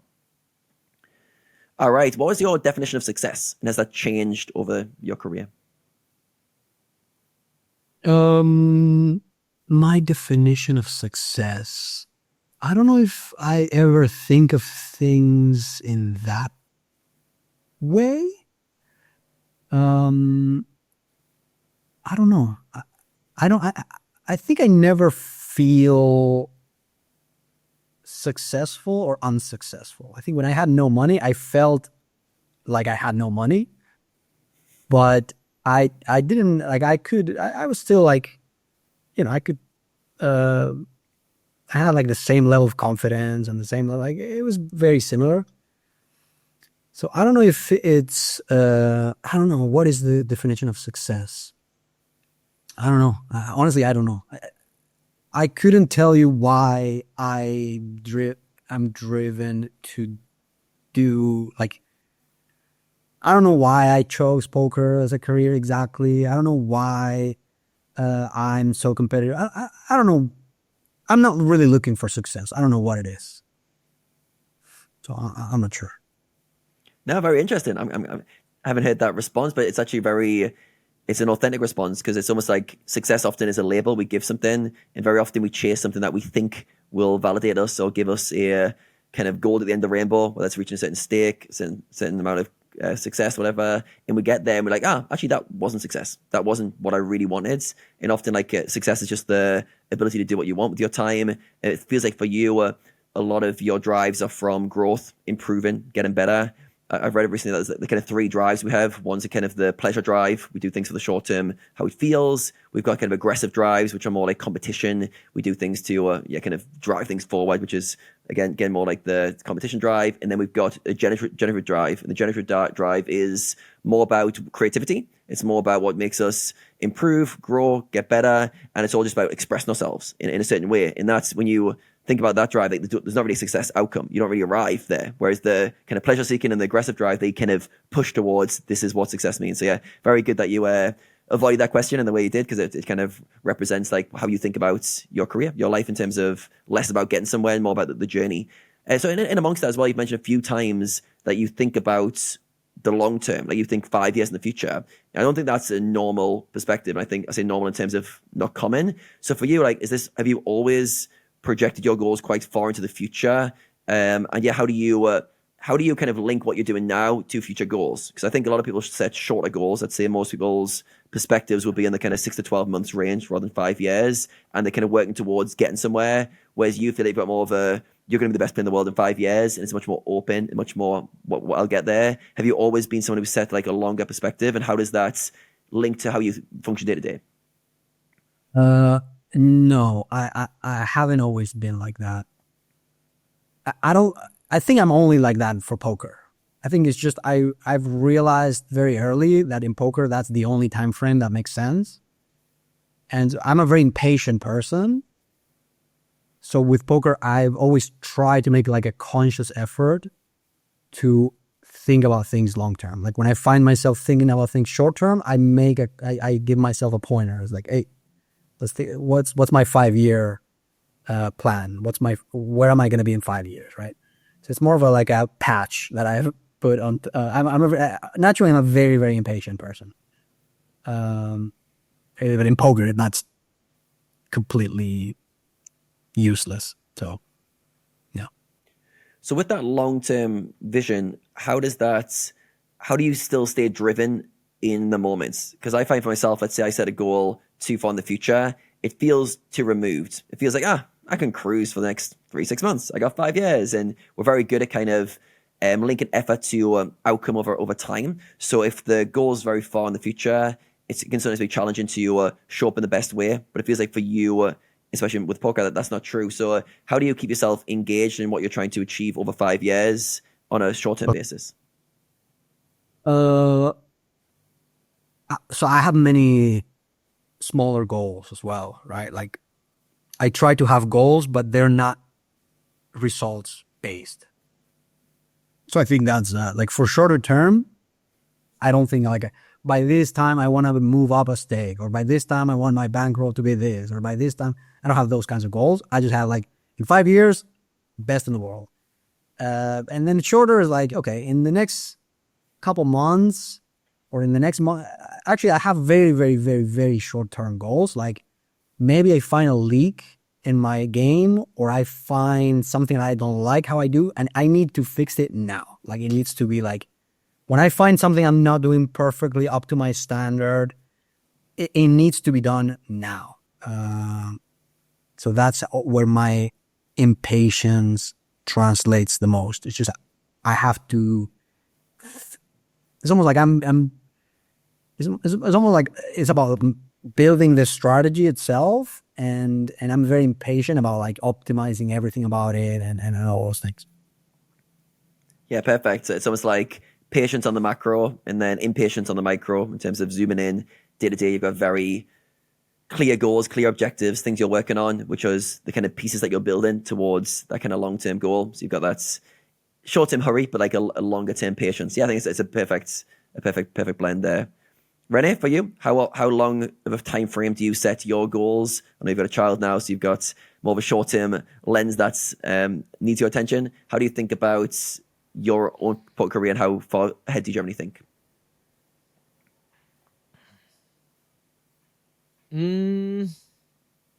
Difficult question. I don't really put a time frame on things, mainly. I don't know. I've never really been like, oh, I need to reach this in this year. But I can relate, for example, if I think about when I was most engaged in poker, I did have like a long-term goal.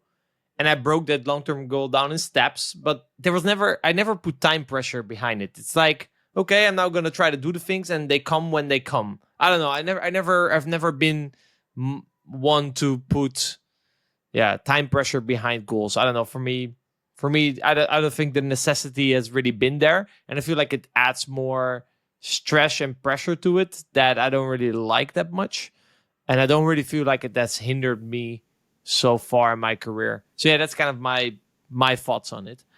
Sergio, I was wondering, what is something in poker that you remain to have the most trouble with? What is like the hardest thing in your opinion about being a professional poker player?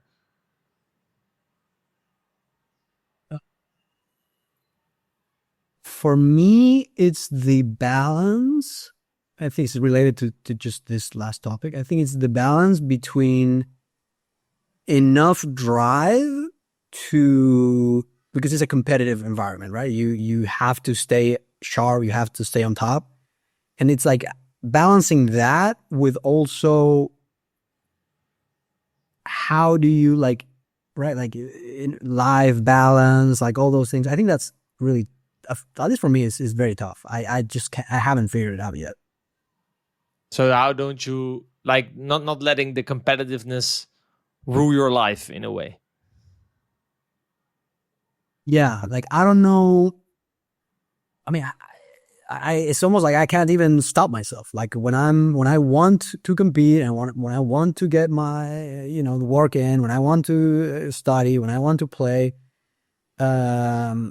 it really takes up a huge portion of my life, right? Like I don't have time for. I mean, I do have time for all this shit. It's just that at that time, if I'm really like focused in poker, I just can't pay attention to a lot of other things.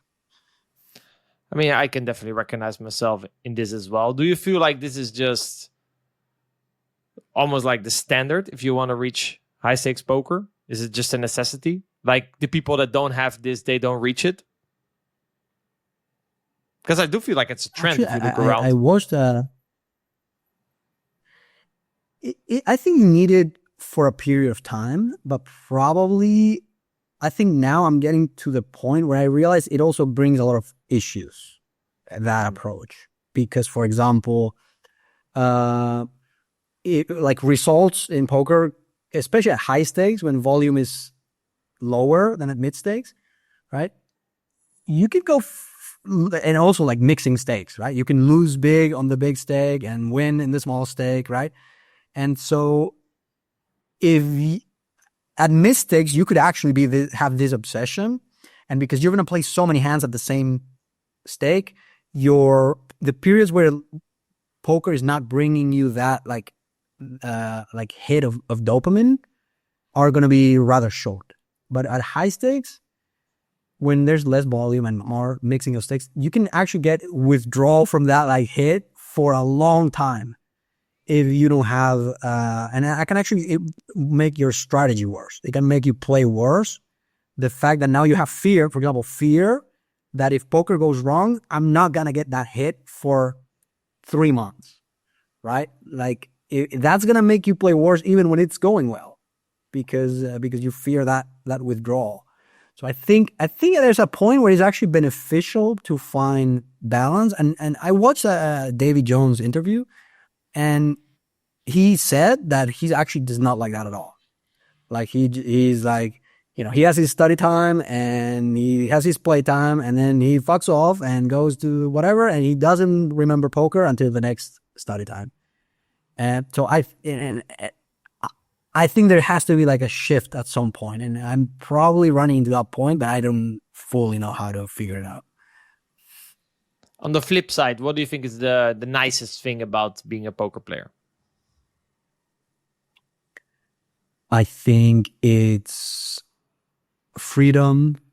It's the ability to expand your abilities, expand your horizons, express your.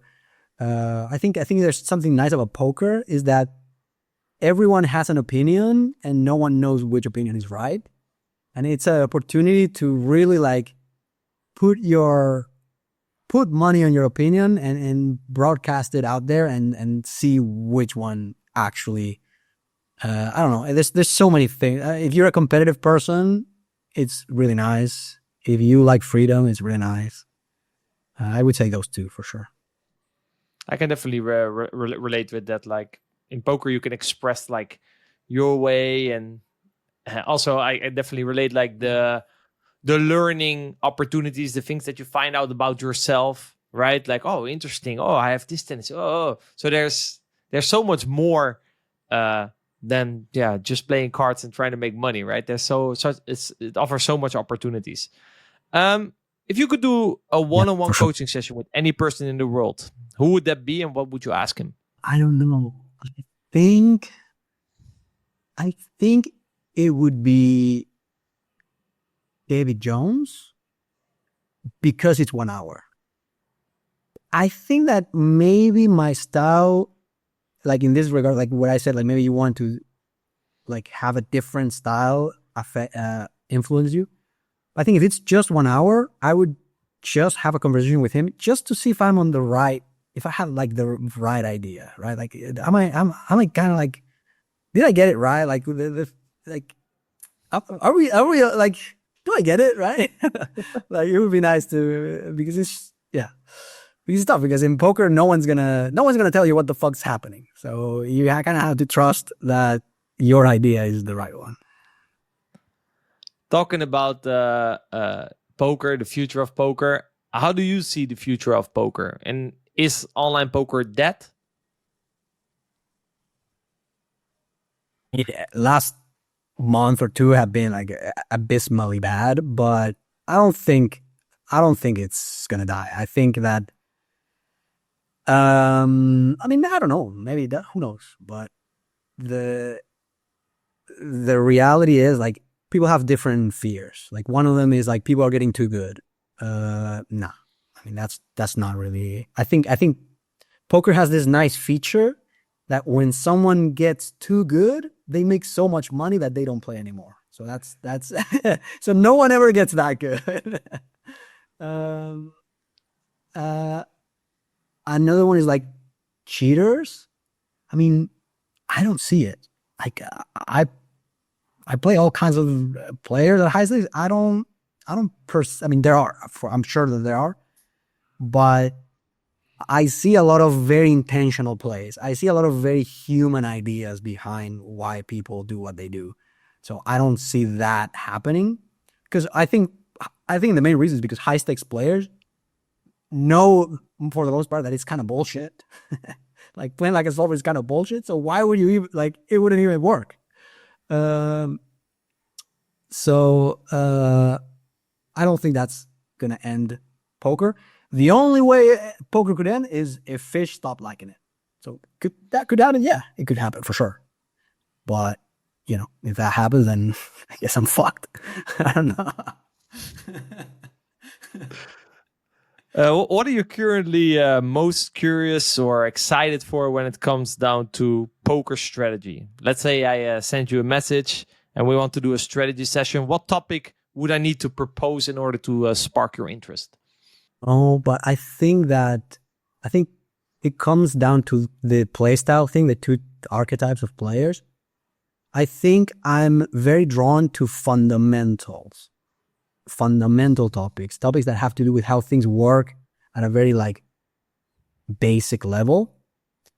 So I think those topics generally excite me more, like maybe like a toy game of how the river changes when you add like a little hand here, or how you remove one hand, or how you change the run out, or like those like very fundamentals. So for example, let's study like button versus big blind through a pot, check. That's like, okay, like I'm out. My attention is already like in fucking other continent. So yeah, for me it's more about like fundamentals and like basic topics, the ones that I like most.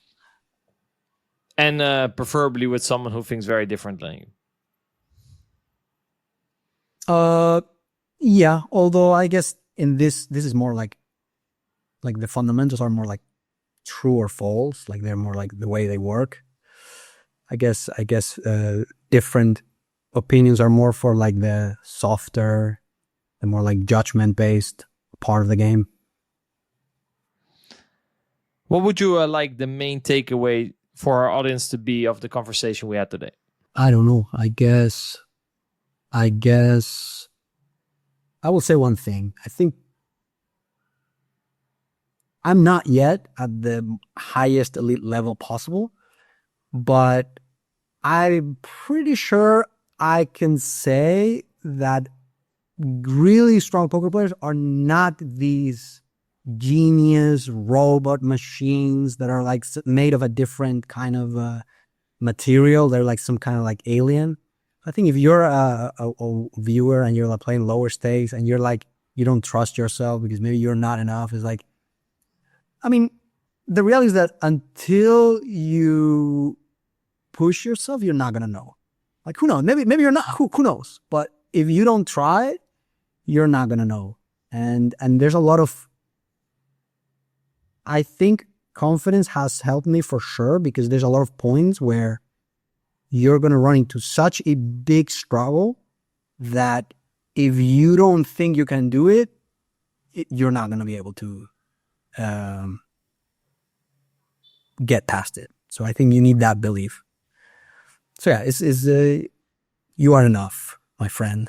That's the takeaway. What a great conversation that was. Thank you very much, Sergio, for coming on and sharing your wisdom. Adam, main takeaways for you from the conversation we had today? Yeah, it was a great conversation. We went deep on many topics, some of my favorite topics as well, which I enjoyed going into. The first one was awareness. And I think we started the conversation with saying awareness is the number one skill in poker. And then we kind of covered it from so many different angles, how important it is to build awareness in terms of understand your biases, understand your tendencies, understand your leaks. We went into emotional awareness as well. And he touched on how all our decisions are made through emotion, whether we like it or not. And being aware of that to uncover the patterns in your players, your tendencies is so important as you evolve as a poker player. And yeah, I feel like if anything, any poker player takes something away from this conversation, awareness has got to be front of mind, because that's going to be the gateway to everything else that we talked about later. The other one topic that led from that was fear and the ego. He mentioned that the ego, for him personally, comes into play when he's on upswings, and generally the ego gets humbled when he kind of realizes he's not as smart as he thinks he is, and he goes back to the basics of trust himself and playing for enjoyment. And then he mentioned alongside that fear being a big obstacle that holds him back, but also holds many players back. And he mentioned kind of early on, like kind of scared of being exposed, and lots of conversations were merging back around, which I really enjoyed, in terms of we started fear in terms of talking about solvers and talking about how we gravitate towards using solvers because we fear being scared. Then we talked later how fear holds players back from not making mistakes, looking stupid, not moving mistakes. So like loads of these concepts are coming together in terms of things that obstacles that hold you back. And when I asked him ego or fear, which one's the most dangerous, he said fear. He said that's the root of everything. And I think it was really good that he said fears come in different shapes and sizes for all of us, but being aware of your own fears and how to push back on them is really important. We did a bit of a dive on how to overcome fear as well, which was good. Next one was perspective. Was throughout this conversation, I was loving his long-term vision. I want to be the best player in the world in 5 years, and just the confidence that that's going to be a reality. Like, and built in so deep that it's like, yeah, it's just logical fact. Of course I am. And then with that, like how in the short term, he links that with trying to get better. So if you want to be the best player in the world in 5 years' time, your daily actions best line up with that. You best be improving. You best be instilling ways of learning that are good, that are helping you move forward and improve, which I think he talked about, like skills he's working on, part of his strategy, and really trying to, just fine tune his game.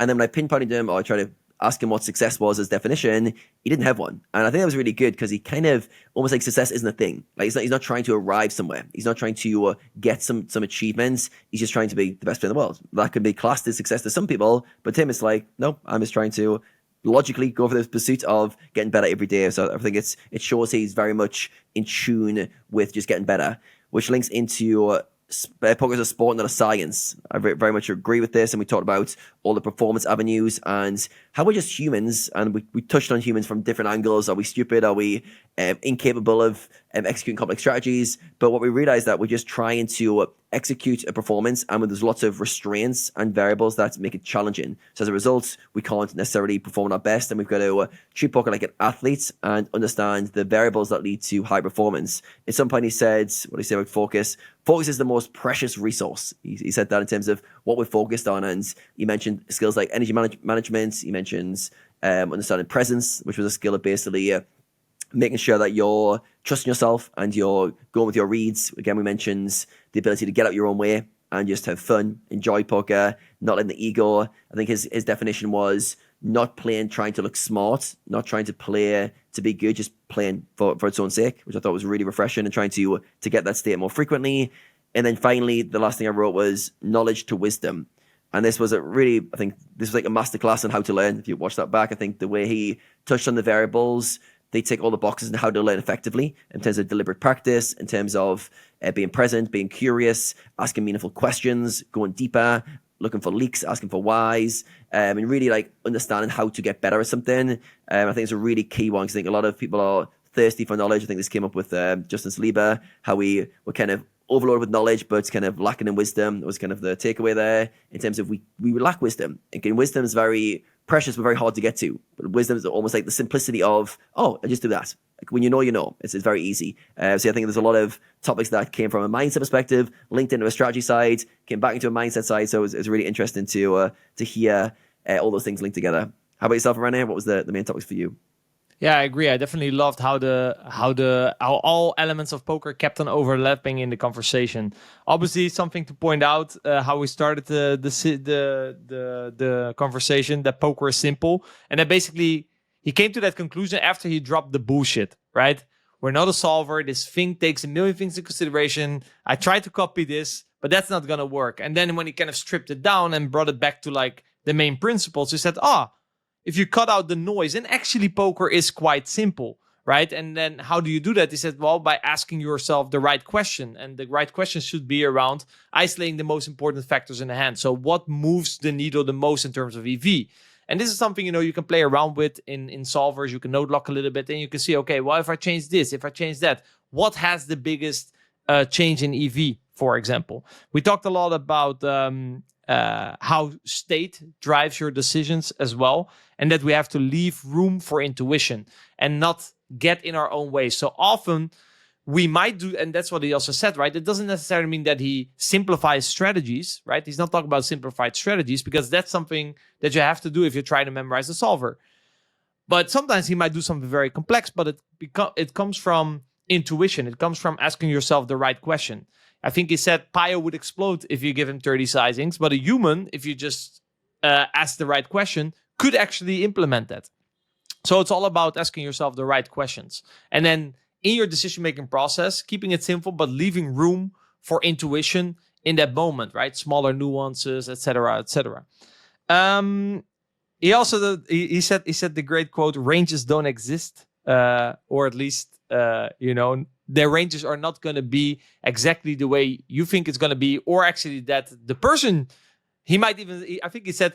He might say that he's range betting, but he might not be range betting. He now says that he range betting because he has a combo that wants to range bet. Or he said, let's say you play live, the way he throws in his chips might identify that, okay, even despite his range betting, this range bet might be, or this part of the range bet might be stronger or weaker, depending on how he throws his chips in, or maybe how fast he acts, etc., etc. So ranges don't exist. And basically what that kind of opened up for is that it tells you that people give away information, right? That's, I think, a lot what it came down to as well. That people make mistakes, people give away information, and you can exploit that. And you will only look for that if you have a bigger goal. And that's really something that I really liked. The intention of goal, he wanted to become the biggest winner at 50NL. And it was like, well, how do I do that? And then, for example, he later said also that he was very good at exploiting fish. That's something probably that he learned as well, because he was like, wow, if I want to make the most amount of money possible, then probably getting the most out of the fish is very important, right? But also just opening up, okay, how do I win the maximum with this hand? Oh, wait, maybe I should look at what my opponent does. Oh, my opponent is turning his hand face up. Well, now I have a decision with my hand versus his hand, right? Oh, now the decision became easier. So tying that kind of because people often don't look for all these things because they don't have a bigger goal. There's no necessity for them to try to show up in a better way, right? So tying these things together, I thought was really nice as well. In general, a lot of great wisdom in this conversation. So I want to thank Sergio again for coming on. I want to thank Adam for co-hosting this podcast with me. I want to give a shout out to our sponsors, GTO Wizard, Coin Poker. And remember, if you want to make more progress in your poker career, go check out mechanicsofpoker.com, work with Adam and me. I want to thank you guys for staying all the way until the end. Leave a like if you like this podcast, subscribe to the channel, and I'll see you guys in the next one.